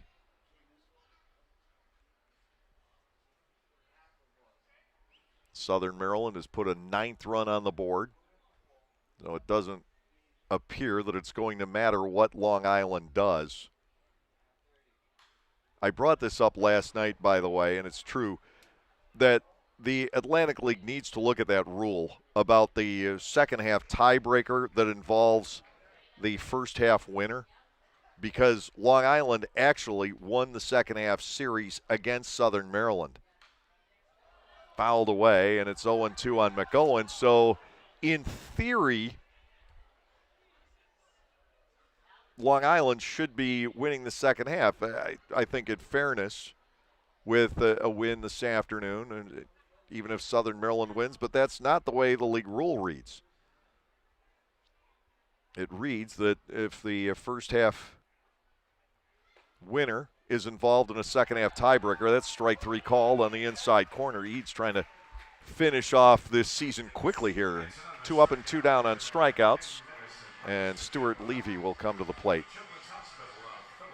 But the rule reads that if the first half champion is involved in a tie in the second half, the other team wins. And that rule, the way it reads, the wording of it, will put Southern Maryland into the postseason instead of High Point. If it were worded only if it doesn't matter for a playoff spot, some kind of caveat there, then High Point could be looking at a trip still to the postseason based on whatever happens between York and Long Island. But it definitely looks like the Blue Crabs will be going to the postseason and taking on the Ducks starting tomorrow. 1-0 to Stuart Levy.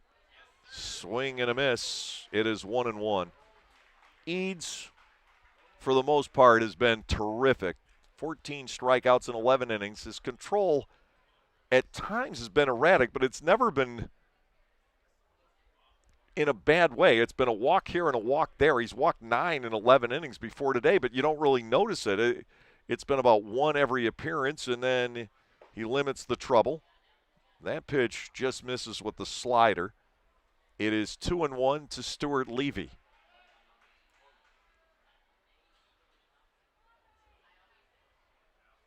Two outs in the inning. Eads will fire, and it's taken to center field. Levy keeps DiCercina with another turn. Base hit number 10 for the Rockers on the day, and J.R. DiCercina will step to the plate. Highlights of this season: Gindel's homer streak, where he belted one in 7 straight games, 8 total, and of course 34 overall for the season, a franchise record. Blake Galen's 100th home run as a Barnstormer.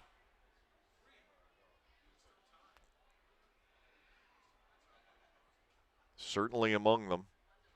Some of the defensive plays. Back to the mound. Eads will underhand a Galen, and that's a wrap. The 2021 season is over. No runs, 1 hit, no errors, and 1 man left on base. You want to talk about other highlights for the year? The defense from the likes of Ladarius Clark, Melvin Mercedes, and Jake Hoover. The throw from Clark against Charleston, nabbing Connor Myers at third base. And we could go on and on. We've seen 3 walk-off home runs here, 2 for Blake Alleman and 1 for Blake Galen. So even though the Barnstormers will miss out on the postseason for the 2nd consecutive Atlantic League campaign, certainly a lot to be thrilled about here in 2021. We'll be back to wrap up today and very briefly again this season in just a moment. Our final score this afternoon, the Lancaster Barnstormers 9 and the High Point Rockers 1. There are those who say, If it isn't broken, don't fix it. Leave well enough alone. You don't mess with success. while others have something quite different to say. The new Lexus RX, with dynamic handling and available 12.3-inch touchscreen. The best-selling luxury crossover of all time. Experience amazing at your Lexus dealer.